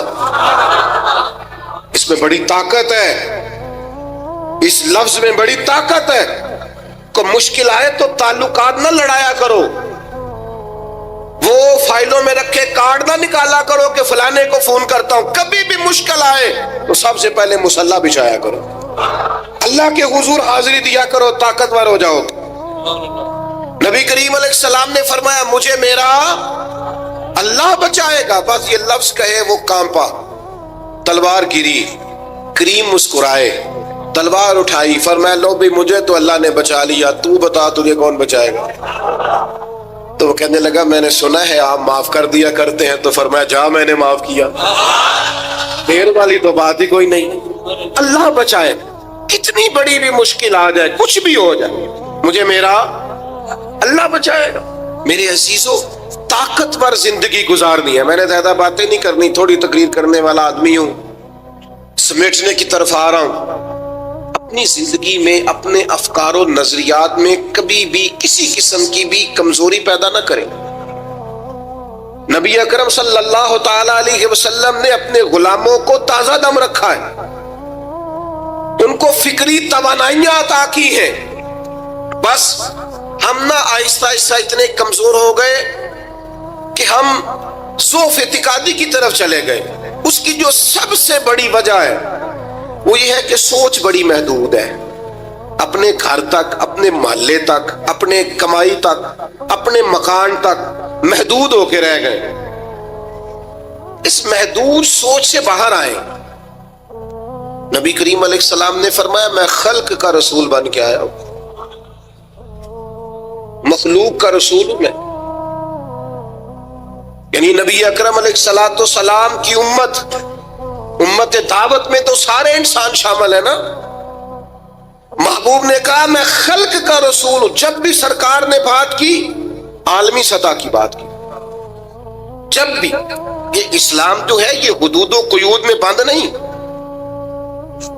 اقبال کہتے ہیں بازو تیرا توحید کی قوت سے قوی ہے۔ تو جناب ہمارے وطن کا نام کیا ہے؟ اسلام تیرا دیس ہے، اسلام تیرا، اقبال کہتے ہیں بازو تیرا توحید کی قوت سے قوی ہے، اسلام تیرا دیس ہے تو مصطفی ہے۔ اسلام تیرا دیس۔ آپ کی سوچ بڑی ہونی چاہیے، وسیع سوچ۔ آپ کو پتہ ہے تجارت کو سرکار نے پسند کیا ہے، کیوں؟ تجارت سے زیادہ مواقع، جب آپ کارخانہ لگاتے ہیں نا تو بہت سارے لوگوں کا روزگار اس سے وابستہ ہوتا ہے، اس سے وسعت پیدا ہوتی ہے سوسائٹی میں، معاشرے میں۔ آپ مت سمجھیں میں تاجروں کی سپورٹ نہیں کرتا، لیکن میں آپ کو یہ بات تجربے کی روشنی میں اور اپنی سمجھ بوجھ کے مطابق عرض کر رہا ہوں کہ جب تاجر مارکیٹ کے اندر انڈسٹری لگاتا ہے تو وہ صرف تاجر کوئی نفع نہیں ہوتا، اس سے بہت سارے لوگ جڑتے ہیں اور بے روزگاری کا خاتمہ ہوتا ہے، اس کے نتائج قوم کے حق میں اچھے نکلتے۔ تو عالمی سوچ، قومی سوچ پیدا کرے، محدود سوچیں۔ وہ بڑا دیکھیں نا، یہ ایک حدیث میری طرف توجہ ہے آپ کی، یہ دیکھیں یہ ایک حدیث کتنا عالمی کرتی ہے بندے کو۔ نبی پاک علیہ السلام نے فرمایا مومن وہ ہے جو اپنے لیے پسند کرے وہی اپنے بھائی کے لیے بھی پسند کرے۔ یہ ایک روایت اگر اس پر، اور یہ آتی بھی سب کو ہے، اگر سب کا اس پر عمل ہونے لگ جائے تو مجھے بتائیے کوئی چیز ملاوٹ والی بکے گی مارکیٹ میں؟ کوئی دھوکہ دے گا؟ کوئی ایسا کام جو غلط ہو؟ بیٹھ جائیں بیٹا، تشریف رکھیں سارے، اللہ کو، وہ ایک اٹھیں گے تو پھر تو سارے اٹھ جائیں گے۔ مہربانی کریں، بس میری بات مکمل ہوگی، پیغام میں نے جو دینا تھا دے لیا، سمیٹ رہا ہوں بات کو۔ یاد رکھیے گا کہ عالمی سوچیں، قومی، آپ جب اپنے بھائیوں کے لیے بھی وہی پسند کریں گے جو خود پسند کر رہے ہیں تو سوسائٹی میں کتنا نکھار آئے۔ سرکار جب بھی بات کرتے تھے بڑی بات کرتے تھے، داعیہ اللہ ہے نا، تو جب بھی بات کی عالمی۔ ایک سفر سے حضور واپس تشریف لائے، کئی دنوں کے بعد حضور تشریف لائے تو سفر کا اثر تھا، تھکاوٹ تھی وجود اطہر پر، بظاہر لباس مبارک پر بھی اثرات تھے سفر کے۔ سیدہ طیبہ طاہرہ حضرت سیدہ زہرا رضی اللہ تعالی عنہ، آپ نے جب دیکھا نا سرکار کی کیفیت کو تو آنکھوں میں آنسو آ گئے، تو عرض کرنے لگی، رو کے عرض کرنے لگی، یا رسول اللہ آپ دین کے لیے کتنی مشقت برداشت کرتے ہیں، کتنی آپ تکلیف اٹھاتے ہیں، آنسو بہائے۔ اب مجھے بتائیے ہمارا کوئی بچی بچہ ایسی بات کرے تو ہم کہتے ہیں تجھے تو ایک دو کا پتہ ہے، میرے تو بہت زیادہ ہے، تو کتاب کھول دیتے ہیں۔ جب کہا یا رسول اللہ کتنی تکلیف اٹھاتے ہیں تو پتہ ہے نبی کریم نے کیا فرمایا؟ حضور فرمانے لگے فاطمہ آپ کے والد کو اللہ نے بڑے مقاصد کے لیے دنیا میں مبعوث فرمایا، بڑے مقاصد کے لیے دنیا میں مبعوث فرمایا ہے۔ فرمایا نہ کوئی گھر کچا بچے گا، نہ پکا بچے گا، نہ کوئی جھونپڑی بچے گی جہاں اللہ تعالی ہمارے دین کے پیغام کو پہنچا نہیں دے گا۔ تو جب بڑے مقاصد کے لیے نکلنا ہے تو پھر یہ صحبتیں تو چلیں گی، یہ آزمائشیں تو چلیں گی۔ میرے بھائیوں، وسیع الظرفی، وسیع القلبی، کشادہ سینہ، بڑا دل، بڑا حوصلہ، بڑی سوچیں، بڑے افکار اپنی زندگی میں پیدا کریں۔ نوجوانوں، آرام پسندی تھوڑی کم کرو، ہر وقت لیٹنا، ہر وقت آرام تلاش کرنا، یہ کمزور کر دیتا ہے جوانوں۔ لقد خلقنا الانسان فی کبد، ہم نے انسان کو مشقت میں رہتا ہوا پیدا کیا۔ میں نے ابھی دوستوں سے کہا ہے، پھر آپ کی خدمت میں عرض کرتا ہوں، رات ہو گئی ہے تقریباً 11 گھنٹے کی، 7 بجے عشاء ہوتی ہے اور 6 بجے کے بعد ہی عموماً سب جگہوں پہ فجر کی نماز ہوتی ہے، تو 11 گھنٹے کی رات بنتی۔ بہت زیادہ بھی ڈاکٹر کہتا ہے کوئی سوئے تو 8 گھنٹے سو لے، نیند پوری ہے۔ اگر عشاء کے بعد موبائل کرو جلدی بند، تو ذرا سحری میں اٹھو، بندہ ہو جوان اور اٹھ کے پڑھے تہجد، تو مزہ نہیں آ جاتا؟ اور جو سحری کے وقت دعا کا مزہ ہے، جو دعا کی لذت ہے، نبی کریم علیہ السلام نے صبح صبح سیدہ پاک کو آواز دے کے کہا یہ ہماری تعلیم کے لیے، فرمایا اٹھو، یہ رب کریم سے سوال کرنے کا وقت ہے۔ پچھلی رحمت، پچھلی راتی رحمت رب دی کرے بلند آوازہ، او بخشش منگن والے کارن کھلا جے دروازہ۔ لیکن ہمارا مسئلہ یہ ہے کہ جس ٹائم جاگنا ہے اس ٹائم سوتے ہیں، جس ٹائم سونا ہے اس ٹائم۔ ایک گزارش تو یہ ہے کہ کوشش کریں ان راتوں میں تو کم از کم تہجد پڑھی جائے، اور یہ کوشش کر کے دیکھیں مزہ آئے گا۔ اور پھر ادھر ادھر لوگوں کو دکھ بتانے کی بجائے نا، جب تہجد کی 2 رکعتیں پڑھ لے تو سارا اپنے رب کی بارگاہ میں عرض کر دے، بوجھ بھی ہلکا ہوگا دل کا، راز بھی رکھا جائے گا اور کرم بھی ہو جائے گا۔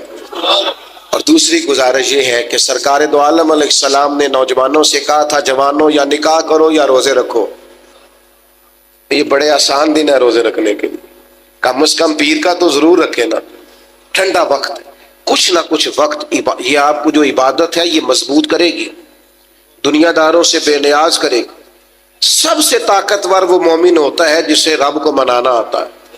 دعا ہتھیار ہے مومن کا، مصلح کے ساتھ وابستگی پیدا کرے، یہ باقی سارے چکروں سے باہر آ جائیں۔ مجھے ایک نوجوان نے کہا کہ یہ لوگ مشہور کیسے ہوتے ہیں؟ میں نے کہا ایک تو شہرت وہ ہے جو لوگ کشید کرتے ہیں، یہ لیے پھرتے ہیں بیچارے آج کل بہت سارے لوگ، جیسے بھی مشہور ہونا پڑے ہونا ہی ہونا ہے، یہ خطرناک ہے۔ ایک شہرت وہ ہے جو خدا اپنے فضل سے دیتا ہے، اللہ اپنے، کون سی؟ سیجعل لہم الرحمن ودا، فرمایا جو ایمان لانے کے بعد اچھے عمل کرے گا رحمان لوگوں کے دلوں میں محبت پیدا فرما دے۔ یہ خدائی ہے، محبت خدائی۔ تو یہ کشید نہ کریں، اللہ جو عطا کرے اس پر توجہ کریں۔ ایک تو میں نے آپ کی خدمت میں یہ بات عرض کی ہے کہ ہم نے کوشش کرنی ہے محنت کرنے کی، کسی دنیا دار کے ہاتھوں کی طرف دیکھنا، محنت کریں گے انشاءاللہ، کوشش کریں گے۔ اور دوسرا بھروسہ کرنا ہے رب رسول پہ، اور تیسرا ذہن رکھنا ہے ذرا وسیع قسم کا، محدود سوچیں پیدا نہیں کرنی۔ اللہ تعالی ہماری حاضری کو قبولیت کا شرف عطا فرمائے۔ اب دعا فرمائے۔ اللہم صلی علی سیدنا و مولانا محمد معدن الجود والکرم وعلی آلہ وبارک وسلم۔ اللہ ہماری حاضری قبول فرما، ہمارے گناہوں کو معاف فرما، ہماری غلطیوں سے درگزر فرما، ہمارے علم کو نافع، عمل کو صالح فرما، امت کے حق میں رحمت والے فیصلے فرما، وطن عزیز پاکستان پر نگاہ لطف و عنایت فرما، بیماروں کو شفا عطا فرما، مقروضوں کو قرض کے بوجھ سے رہائی نصیب فرما، تنگ دستوں کے رزق میں وسعت فرما۔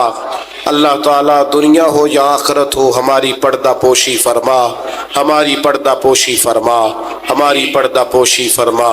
اس محفل کو سجانے والوں اور تشریف لانے والوں سب کو دارین کی برکتیں عطا فرما۔ رب اغفر وارحم وانت خیر الراحمین۔ صلی اللہ تعالی علی حبیبہ سیدنا محمد۔ احباب سے گزارش ہے توجہ فرمائیں، کھڑے نہیں ہونا، بیٹھ جائیں آپ۔ پیر صاحب تشریف لے جا رہے ہیں، کسی کو جو اجازت نہیں ہے مسافر کرنے کی مہربانی فرمائیں آپ، سیکورٹی خدشات ہیں مہربانی کریں آپ۔ اور ایک اعلان سماعت کریں، مورخہ 17 جنوری بروز جمعۃ المبارک بعد نماز عشاء عظیم پیغام اسلام کانفرنس۔ کوئی نہیں، چل جانا۔ نبی کریم علیہ الصلوۃ والسلام کے صحابہ اور اہل بیت کو جب ہم دیکھتے ہیں تو ان لوگوں نے بڑے بڑے انقلاب برپا کر دی، بڑے مقاصد کی بات کرتے تھے وہ لوگ، چھوٹی موٹی بات نہیں۔ ہمارے ہاں دائرہ کار بڑا محدود ہے، بعض لوگ بھی بڑی محدود اور بڑی چھوٹی باتیں کرتے ہیں۔ مثلا اب یہ کتنی بڑی بات ہے کہ کوئی آدمی کسی کو دیندار سمجھے، نبی پاک علیہ السلام کے مصلی پہ بیٹھا سمجھے، کتنا بڑا اس نے درجہ دیا۔ اس نے کہا یار یہ دیکھو، یہ حضور علیہ السلام کے دین کا پیغام دینے، کتنا بڑا اس کو درجہ دیا گیا تھا، تو اس بندے کو کتنا بڑا مقصد اس کے سامنے ہونا چاہیے تھا کہ میں نے دین کا کام کرنا ہے، کیونکہ لوگوں نے اسے ایک بڑا درجہ دیا ہے۔ لیکن اگر وہ ذہن یہ بنا لے کہ میں ذرا دیکھوں جو آنے والا ہے وہ کشاپر لے کے آیا ہے کہ نہیں، اگر اس کا یہ ذہن بن جائے کہ میں نے کہیں جانا ہے تو کچھ 40,000 ملے گا کہ نہیں، تو اتنی بڑی تیری حیثیت اللہ نے بنائی ہے اور تو نے بند کہاں کر لیا اپنے آپ۔ علماء انبیاء کے وارث ہیں، تجھے تو بہت بڑی بات کرنی چاہیے تھی، اور تو کہاں بند ہو گیا چند ہزار میں۔ بڑے مقاصد جو ہوتے ہیں نا، بڑے مقاصد زندگی میں، حضور کا اسوہ مبارکہ ہمیں بڑے مقاصد کی بات بتاتا ہے۔ ہم چونکہ احادیث کو روز سنتے ہیں، روز پڑھتے ہیں، تو ہم اس طرح سے اس کی گہرائی میں اترتے نہیں جیسے ہمیں اترنا چاہیے۔ حضور کا ہر فرمان ایک مقصد کی بات کرتا ہے، ہر فرمان۔ چلیں جن لوگوں کو بڑا سادہ سا مختصر جملوں میں احادیث یاد ہیں، چند باتیں تو نے بھی حضور کی یقیناً یاد ہوں گی۔ نبی کریم نے فرمایا ہے تم میں سے بہترین وہ ہے جو لوگوں کے حق میں بہتر ہے۔ آپ اس پر پورا غور کریں، اللہ آپ کو جزائے خیر دے، برکت فرمائے۔ تشریف رکھیں، محبت سے جی، محبت سے پیش ہے، پیار سے جی، اللہ آپ کو سلامت رکھے، برکات عطا فرمائے، خوش رکھے۔ آپ سارے موبائل ضرور چلائیں، لیکن صرف موبائل نہ چلائیں، تھوڑی ہماری بھی بات سنیں۔ اللہ تعالیٰ آپ کو خوش رکھے۔ تھوڑی سی میری بات پر آپ توجہ دیں گے تو مجھے بات کرنے میں آسانی ہوگی۔ میں نے چند ایک گزارشات آپ سے کرنی۔ حضور نے فرمایا تم میں سے بہتر وہ ہے جو لوگوں کے حق میں۔ اب یہ ایک جملہ حدیث پاک اگر ہم صحیح طرح اپنی زندگی میں نافذ کر لینا، اتنا ہی، یار میں نے بہتر بننا ہے، اپنے بچوں کے حق میں بھی، بہن بھائیوں کے حق میں بھی، بیوی اور سسرال کے حق میں بھی، ننیال اور ددیال کے حق میں بھی، میں نے ان کا کوئی نہ کوئی نفع کرنا ہے۔ یہ حضور کی ایک حدیث انسان کو اتنا بڑا مقصد دے دیتی ہے نا، ساری زندگی بندہ لگا سکتا ہے، ساری زندگی اور با مقصد زندگی ہو جاتی ہے۔ جب زندگی با مقصد ہوتی ہے پھر بندہ بور بھی نہیں ہوتا، پریشان بھی نہیں ہوتا، تنگ بھی نہیں ہوتا۔ کہ بے مقصد بے فائدہ کام، ایک ہے با مقصد۔ حضرت عثمان غنی رضی اللہ تعالیٰ عنہ فرماتے ہیں کہ حضرت عمر فاروق رضی اللہ تعالیٰ عنہ کا دور مبارک تھا، دوپہر تھی اور گرمی بہت زیادہ تھی، لوگ اپنے اپنے گھروں میں آرام کر رہے تھے۔ مجھے کسی مجبوری کے لیے اپنے گھر کی چھت پہ جانا پڑا تو میں نے دیکھا کہ ایک شخص بوڑھا اونٹوں کو ہانکتا ہوا آ رہا ہے۔ میرے ذہن میں خیال آیا کہ یار ساری دنیا دوپہر کو سو رہی ہے، شدت کی دھوپ ہے، آپ بھی سو جاتے، عصر کے وقت آپ اونٹوں کو چلا لیتے۔ یہ کون ہے جو اس وقت بھی؟ کہتے میں کچھ دیر رک گیا، لیکن جیسے ہی وہ میرے قریب آئے، وہ کوئی عام آدمی تو نہیں، وہ تو حضرت عمر فاروق ہے رضی اللہ تعالیٰ عنہ۔ آپ فرماتے ہیں کہ میں جھٹ سے سیڑھیوں سے نیچے اترا اور میں نے جناب عمر سے عرض کی کہ حضور اس وقت آپ؟ فرمانے لگے یہ مال غنیمت کے 2 اونٹ بھاگ گئے تھے، انہیں پکڑنے گیا تھا۔ میں نے عرض کی حضور کسی غلام سے کہہ دیتے۔ فرمانے لگے مسلمانوں کے مال کی حفاظت کی ذمہ داری میری ہے، غلام کی تو نہیں نا۔ اب ایک مقصد ہے نا کہ میں نے ایک ڈیوٹی کرنی ہے، میں نے خدمت کرنی ہے۔ میں طالب علموں سے کہتا ہوں، علماء سے نہیں، طلباء سے میں کہتا ہوں آپ سارا دن کیوں شکوا کرتے ہیں؟ آپ کمیٹی کی مسجد سمجھ کے اس کی خدمت نہ کریں، اللہ کا گھر سمجھ کے کریں۔ مسجد کمیٹی کی نہیں ہوتی، مسجد اللہ تعالیٰ کا گھر ہوتی۔ اللہ کا گھر جان کر آپ اس کی خدمت کریں گے تو آسانی ملے گی۔ میری بات پر توجہ کریں جی، بیٹھ جاؤ بیٹا، اللہ آپ کو خوش رکھے۔ تو اپنی زندگی میں با مقصد کام جب ہم کرتے ہیں تو پھر تھوڑی سی سکون محسوس کرتے ہیں۔ اسی طرح سے نبی کریم علیہ السلام کا ایک تو یہ فرمان ہمیں مقصد بتاتا ہے۔ ایک دوسری بات سنیں، حضور علیہ السلام نے فرمایا اچھا میں یہ سمجھتا ہوں کہ نبی پاک علیہ السلام کی اس ایک حدیث پر عمل کر لیا نہ جائے نا، جو ہم سب کو آتی بھی ہے، تو سارے ملک میں سکون ہو جائے، سارے گھروں میں قرار آ جائے، سارے خاندانوں میں خوبصورتی آ جائے۔ حضور علیہ السلام نے فرمایا تم میں سے کوئی اس وقت تک مومن نہیں ہو سکتا جب تک اپنے بھائی کے لیے بھی وہی پسند نہ کرے جو اپنے لیے پسند کرتا ہے۔ آتی ہے نا سب کو حدیث پاک؟ ہاں نہ تو کرو نا، چلو جس کو نہیں بھی آتی تھی اس نے ابھی سن تو لی ہے نا۔ حضور نے فرمایا تم میں سے کوئی اتنی دیر تک مومن ہو سکتا جب تک وہ جو اپنے لیے پسند کرتا ہے وہی اپنے بھائی کے لیے بھی، حدیث ہے نا، آپ نے سنی ہوئی ہے نا، ایسے ہی ہے، ایسا ہوتا بھی ہے کہ ہم جو اپنے لیے پسند کرتے ہیں وہی بھائی کے لیے بھی کرتے ہیں، ہوتا ہے ایسے۔ ہم پتہ کیا کرتے ہیں، دکان پہ کپڑے خریدنے جائیں نا تو کہتے ہیں یار کوئی کپڑے دکھا، سوٹ سلوانا ہے، تو دو چار جوڑے خود لے لیے، پھر اسی انہوں آکید ہے ہوں کوئی دین دوان والے بھی وخا، وہ کڑے ہوں نا جڑے پان والے نہیں ہوں، ایسی بات ہی ہے نا۔ اب جو دینے ہیں وہ بھی، یعنی وہ بڑا نیکی کر رہا ہے امیر آدمی، اپنے نوکر کو کپڑے دے رہا ہے، کہتا ہے یہ بالکل ٹھیک ہے، میں نے بس 2 دفعہ ہی پہنا پہ نیا بالکل، وہ بھائی نواں ہوندا تو نہیں سی دینا، بالکل ٹھیک ہوتا تو دیتا۔ ہم کیا کرتے ہیں، ہم ماحول اس طرح کا ہم نے بنا لیا ہے کہ اپنی ذات، اپنے بچے، اپنا گھر، اپنا ادارہ اس میں بند ہو جاتے ہیں۔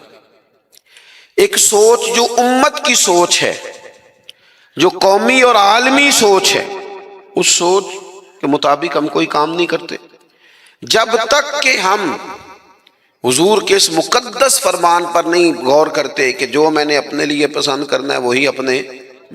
تو مجھے بتائیے جب یہ سوچ ہوگی تو کوئی بندہ ملاوٹ والی چیز بیچے گا، غلط چیز سیل کرے گا، دنیا کو دھوکہ دے گا؟ لیکن ہم تو غور ہی نہیں کرتے، بس حدیث سن لی معاملہ ختم ہو گیا۔ آپ دیکھیں امام غزالی فرماتے ہیں نبی پاک علیہ السلام کے ساتھ حضور کے غلام تھے، ایک درخت پر محبوب نے اشارہ کیا کہ یہاں سے 2 مسواکیں اتاریے، سادی سی بات ہے نا، مسواکیں اتار لی گئیں، خادم اتار لایا، اس نے لا کے حضور کی بارگاہ میں پیش کی۔ ایک مسواک بالکل سیدھی تھی، ایک تھوڑی ٹیڑھی تھی۔ اب مسواک تھوڑی ٹیڑھی بھی ہو تو دانتوں پر چلنے سے انکار تو نہیں نہ کرتی، نہ کوئی دانت صاف کرنے میں کوئی حرج ہوتا ہے، تھوڑی سی ٹیڑھی تھی، ایک ذرا سیدھی تھی۔ تو نبی کریم علیہ السلام کی خدمت میں غلام نے دونوں پیش کر دی تو محبوب نے ٹیڑھی مسواک رکھ لی اور سیدھی حضور نے غلام سے فرمایا کہ یہ آپ، آج کل تو یہ کام الا ماشاءاللہ مذہبی لوگ بھی نہیں کرتے۔ میں ایک جگہ دینی مدرسوں کے اہتمام کرنے والے جو لوگ تھے ان کی میٹنگ تھی، تو وہاں ایک صاحب نے بڑا تقویٰ بیان کیا، کہنے لگا میں نے کبھی مدرسے کی روٹی نہیں کھائی، حالانکہ مدرسے کا محتمم ہوں، میں نے نہیں کبھی چکھی، اتنا پرہیزگار ہوں۔ بعد میں میری باری آئی تو میں نے کہا جی میرا خیال ہے کہ آپ وہی روٹی کھایا کریں جو مدرسے میں پکتی ہے، آپ تقویٰ بدل دیں۔ آپ کو پتا تو بیچارے بچے کھاتے کیا ہیں، جو کچھ کمیٹی کے صدر کے گھر پکتا ہے اور جو محتمم کے گھر پکتا ہے اسے غور کرنی چاہیے کہ طلباء کو وہی دے رہا ہے، ان کے ساتھ بھی رویہ وہی ہے۔ کیوں نہیں ان چیزوں کو سمجھتے کہ ہمیں نبی پاک علیہ السلام نے کن مقاصد حیات سے آگاہ کیا؟ اللہ کے حبیب علیہ السلام نے فرمایا ٹیڑھی مسواک مجھے دے دو، اور اس کی حضور میرے ماں باپ قربان ہو، میری روح میری جان قربان ہو، آپ سیدھی رکھیں۔ حضور نے فرمایا نا بھئی میں نے خود ہی تو امت کو قانون دیا ہے کہ مومن وہ ہے جو اپنے لیے پسند کرے وہی اپنے بھائی کے لیے بھی پسند کرے۔ اخلاقاً ایک بات اپنے دل سے پوچھیں، میں اپنے آپ سے پوچھوں، کیا ہمارا بہو کے بارے میں بھی وہی ذہن ہے جو بیٹی کے بارے میں ہے؟ وہ ساری گنجائشیں، وہ ساری معافیاں جو بیٹی کو ملتی ہیں، اور نہیں ابھی بچی ہے تو نہیں ابھی چھوٹی ہے تو نہیں ہم نے ابھی کام کرائے نہیں تو نہیں ابھی مطلب اس پر کوئی بوجھ ڈالا نہیں تھا تو نہیں ذرا یہاں ماحول اور تھا، یہ جتنی کہانیاں بیٹی کے حق میں یاد ہوتی ہیں۔ مومن تو وہ ہے نا جو اپنے لیے پسند کرے وہی اپنے، تو یہ ساری کہانیاں بہو کے حق میں کیوں نہیں یاد آتی؟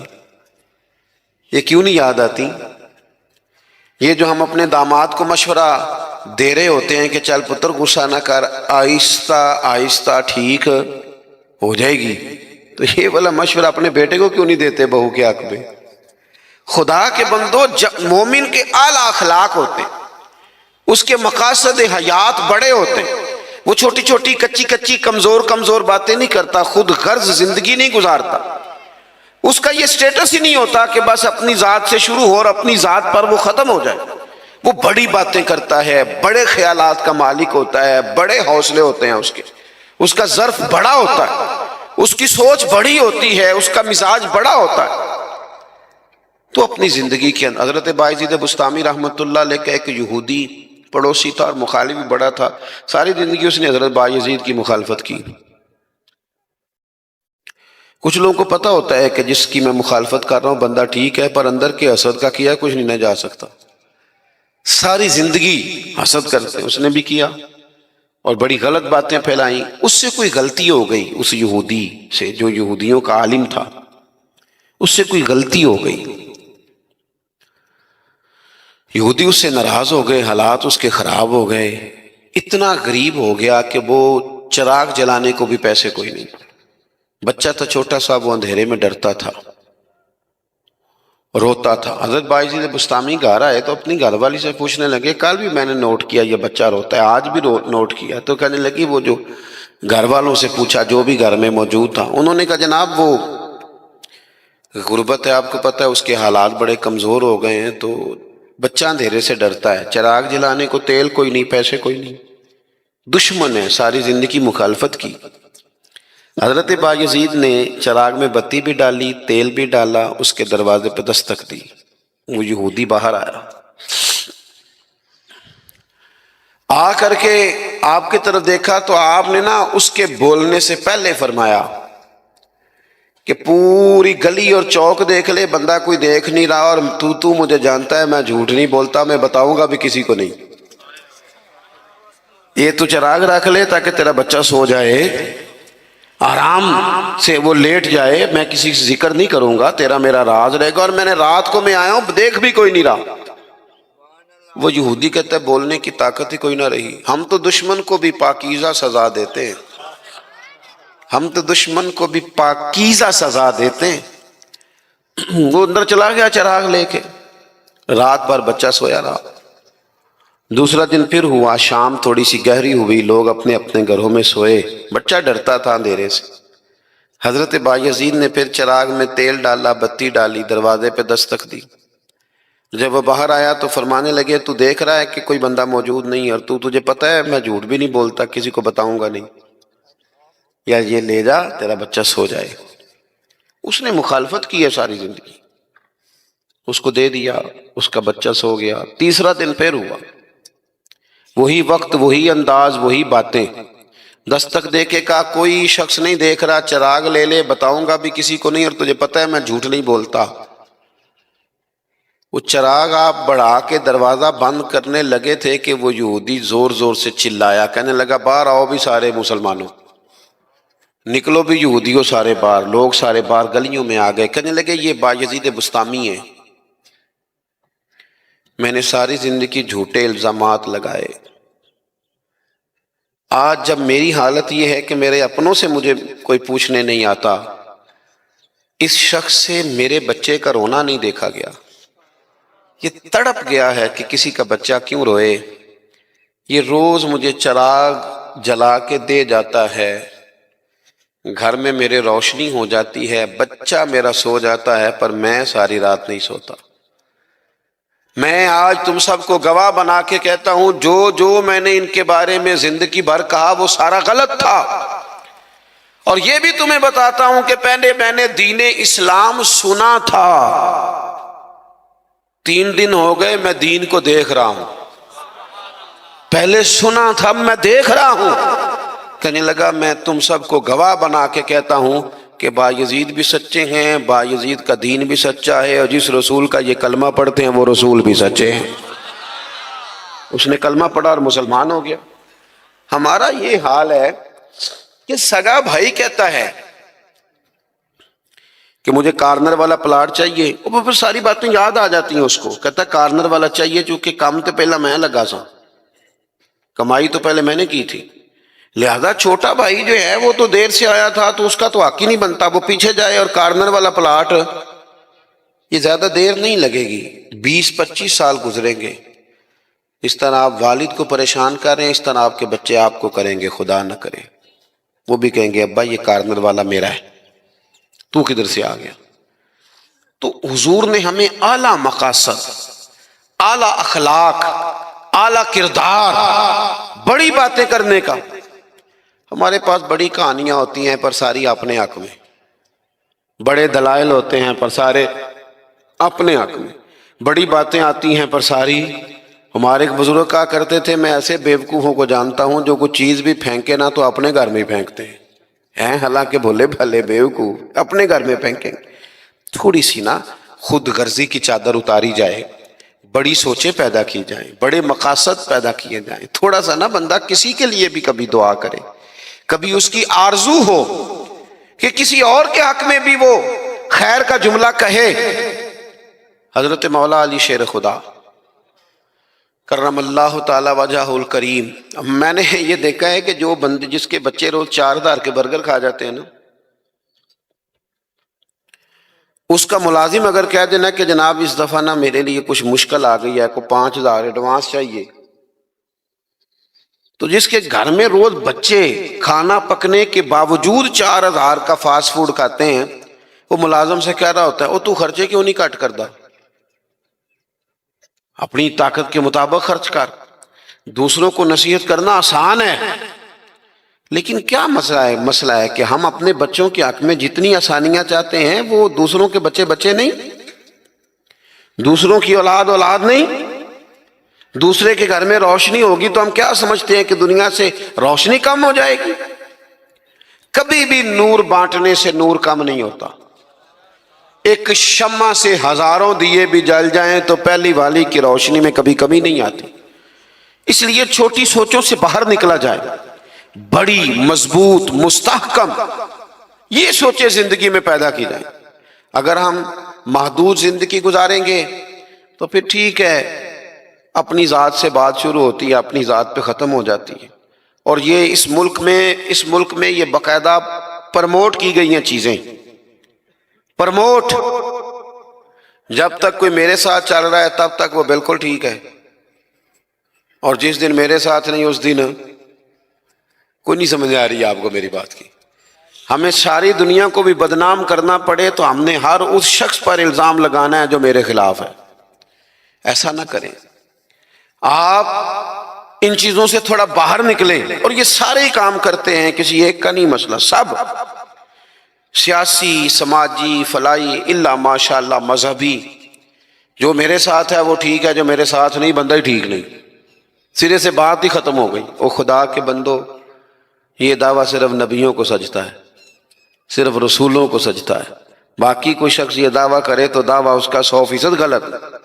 تو اپنی زندگی کے اندر ان باتوں پر ضرور غور کریں کہ اعلیٰ حضرت مولا علی شیر خدا کرم اللہ تعالی وجہ الکریم گھر سے نکلے، اپنے غلام سے کہنے لگے آج ذرا خریداری کرنے چلے، بازار تشریف لے گئے، وہاں سے نا 2 سوٹ خریدے، ایک ذرا کم قیمت کا تھا، ایک ذرا زیادہ قیمت کا تھا۔ اب وہ خرید کے دونوں تھیلے میں ڈال لیے۔ آپ کا خادم کہتا ہے میں سمجھ گیا جو مہنگا ہے وہ آقا کا ہے اور جو سستا ہے وہ غلام کا ہے۔ کہتے ہیں لے کے واپس آئے، وہ چوک آ گیا، وہ جگہ آ گئی جہاں سے حضرت مولا علی نے اپنے کاشانہ نور پہ جانا تھا اور میں نے اپنے گھر جانا تھا۔ کہتے ہیں حضرت مولا کائنات فرمانے لگے ذرا میرے والا جوڑا مجھے دینا۔ کہتے ہیں میں نے وہ مہنگا والا نکال کے حضرت علی کو پیش کیا تو فرمانے لگے یہ نہیں میرا تو وہ دوسرا ہے۔ مجھے بتائیں کہ روب کپڑوں کا ہوتا ہے کہ کردار کا؟ بولیے۔ ہاں، 10 لاکھ کا جوتا ہو اور 20 لاکھ کا جوڑا ہو، 1.5 کروڑ کی پجارو ہو اور جناب 20 کروڑ کا گھر ہو، پر پیسے ہوں کرپشن کے، تو لوگ کوٹھی کے دروازے پہ کھڑے ہو کے کہہ دیتے ہیں غلط مال ہے اس کے پاس، بندہ ٹھیک نہیں، जूते टूटे हुए हों, कुर्सी और मेज पुराना हो, छोटा सा अफसर हो लेकिन दयानतदार हो, तो बड़े बड़े मालदार भी दरवाजे पे खड़े होके कहते हैं यार बंदा बड़ा खरा है, ना पैसे पकड़ता है ना किसी की सिफारिश मानता है। हमारे शहर में हाजी अबू दाऊद मोहम्मद सादिक साहब रहमतुल्लाह अलैह बुजुर्ग थे, तो मैंने बड़ी पजारों से उतरने वाला पीर भी ना बड़ी पजारों से मिलने आया।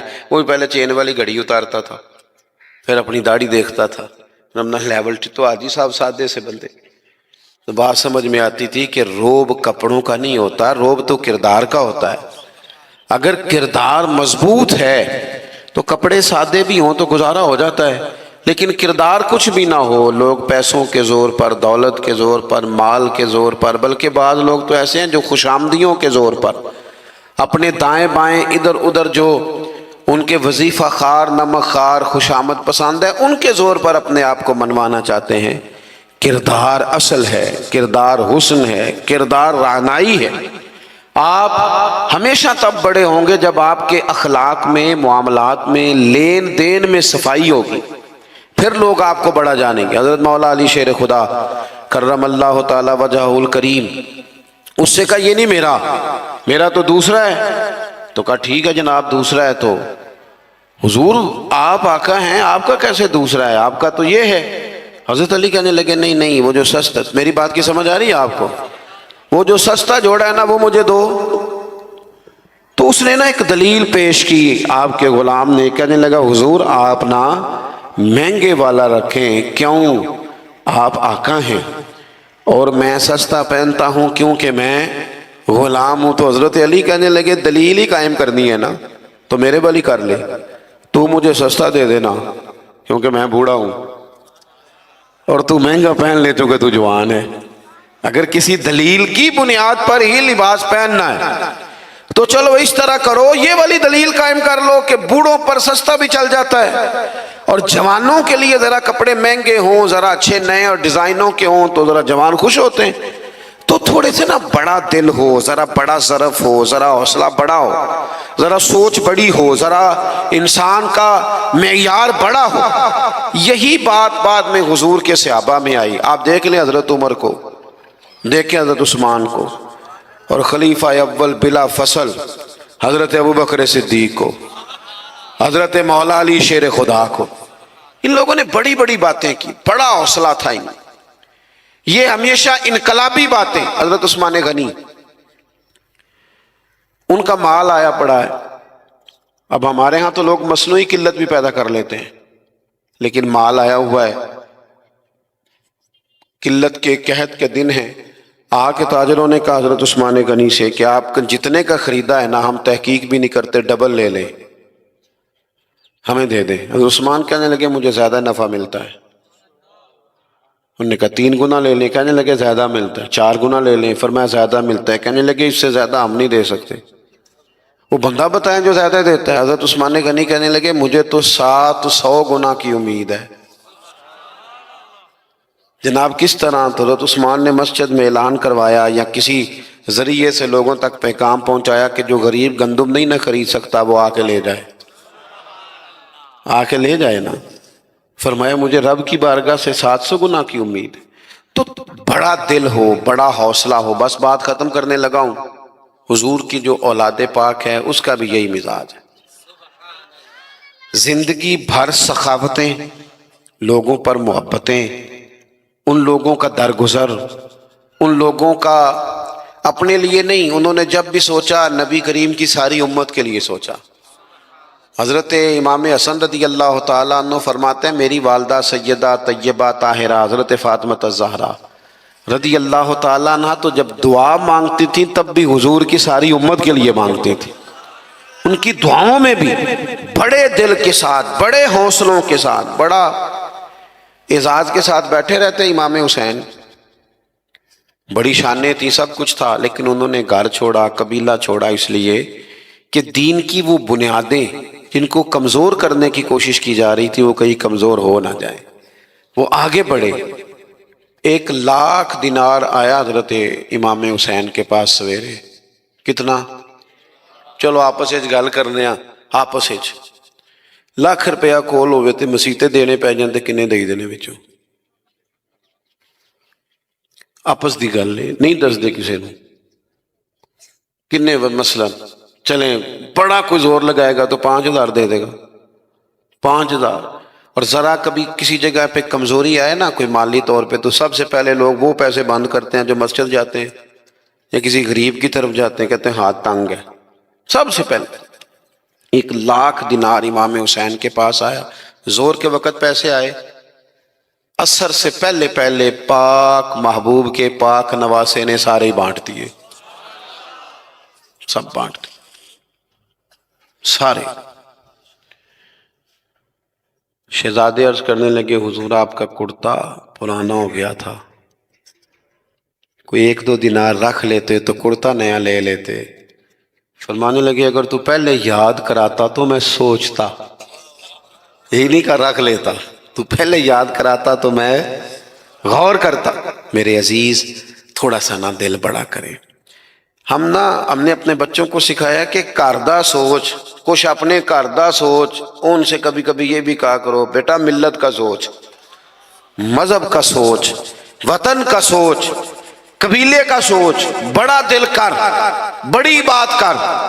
हमारे जवान इतने इतने बासलाहियत हैं, अल्लाह के फजल से इतने इतने बासलाहियत हैं कि एक एक बच्चा पूरे पूरे इलाके को संभाल सकता है, लेकिन उनको बड़ा दिल नहीं मिलता, बड़ा हौसला नहीं मिलता, बड़ी थपकी नहीं मिलती, पुश्त पनाई बड़ी नहीं मिलती। वो बेचारे महदूद होके रह जाते हैं, महदूद होके कि बस ठीक है, घर चल गया, पैसे 4 आ गए, कोठी छोटी बन गई तो छुट्टी। भाई ये काम तो गैर मुस्लिम भी कर लेता है, ये तो सारी दुनिया कर रही। जवानों, थोड़ा बड़ा दिल। इकबाल कहते हैं, उनके बेटे ने खत लिखा ना कि अब्बा जी हालात कुछ ख़राब हो गए, तो कोई कर्जा ले लूँ थोड़ा सा किसी से। तो इकबाल कहने लगे, दियार इश्क में अपना मकाम पैदा कर और नया ज़माना नए सुबह शाम पैदा कर। और फिर फरमाने लगे, मेरा तरीक अमीरी नहीं फ़कीरी है, खुद ही न बेच गरीबी में नाम पैदा कर। तो आज की सारी गुफ्तगू का माहासल और लुब्बे लुबाब ये है कि हमने अपने लिए नहीं सिर्फ जीना, हमने दिल भी बड़ा रखना है, जहन भी बड़ा रखना है। क्या कहा था हज़रत बुल्ले शाह ने, दुनिया आवे दुनिया, गली नहीं, महल्ला नहीं, इलाका नहीं, मुल्क नहीं, दुनिया आवे खा खा जावे राजी होवे बुल्ला। दुनिया आवे ते खा खा जावे ते राजी होवे। इस तरह का ज़ौक़ बनाएं, फिर देखें लुत्फ़ कितना आता है। फिर मैं दुआ करता हूँ जिन अहबाब ने इतनी खूबसूरत महफिल सजाई, माशाल्लाह इतने सारे लोग आए, आज छुट्टी भी नहीं है, फिर भी दोपहर के वक्त में अल्लाह ताला आपको बेहतरीन सिला अता फरमाए और हमारी हाज़री को मालिक अपनी बारगाह में कबूल करे। आखिर दावा यानिल हम्दुलिल्लाह। अल्लाहुम्मा सल्लि अला सय्यिदिना मौलाना मुहम्मदिन मादिनिल जूद वल करम व अलैहि व बारिक व सल्लिम।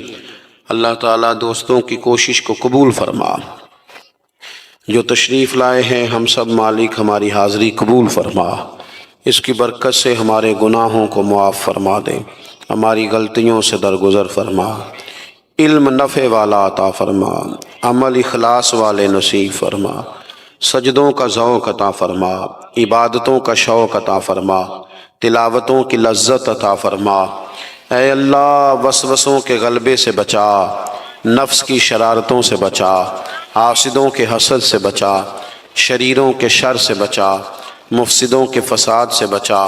ऐ अल्लाह, बीमारों को शिफा अता फरमा, मकरूज़ों को कर्ज़ के बोझ से रिहाई नसीब फरमा, तंगदस्तों के रिज़्क़ में वुस्अत फरमा, जो बेघर हैं उन्हें अपनी छत अता फरमा, बे औलादों को साहिब औलाद फरमा, औलाद वालों की औलाद को फरमा बरदार बना, आलम इस्लाम पर फजल फरमा, अहलियान पाकिस्तान पर फजल फरमा, दुनिया और आखिरत में हमारी पर्दा पोशी फरमा। रब्बि ग़फ़िर वरहम व अंत खैरुर राहिमीन। व सल्लल्लाहु तआला अला हबीबिही सय्यिदिना व मौलाना मुहम्मदिन।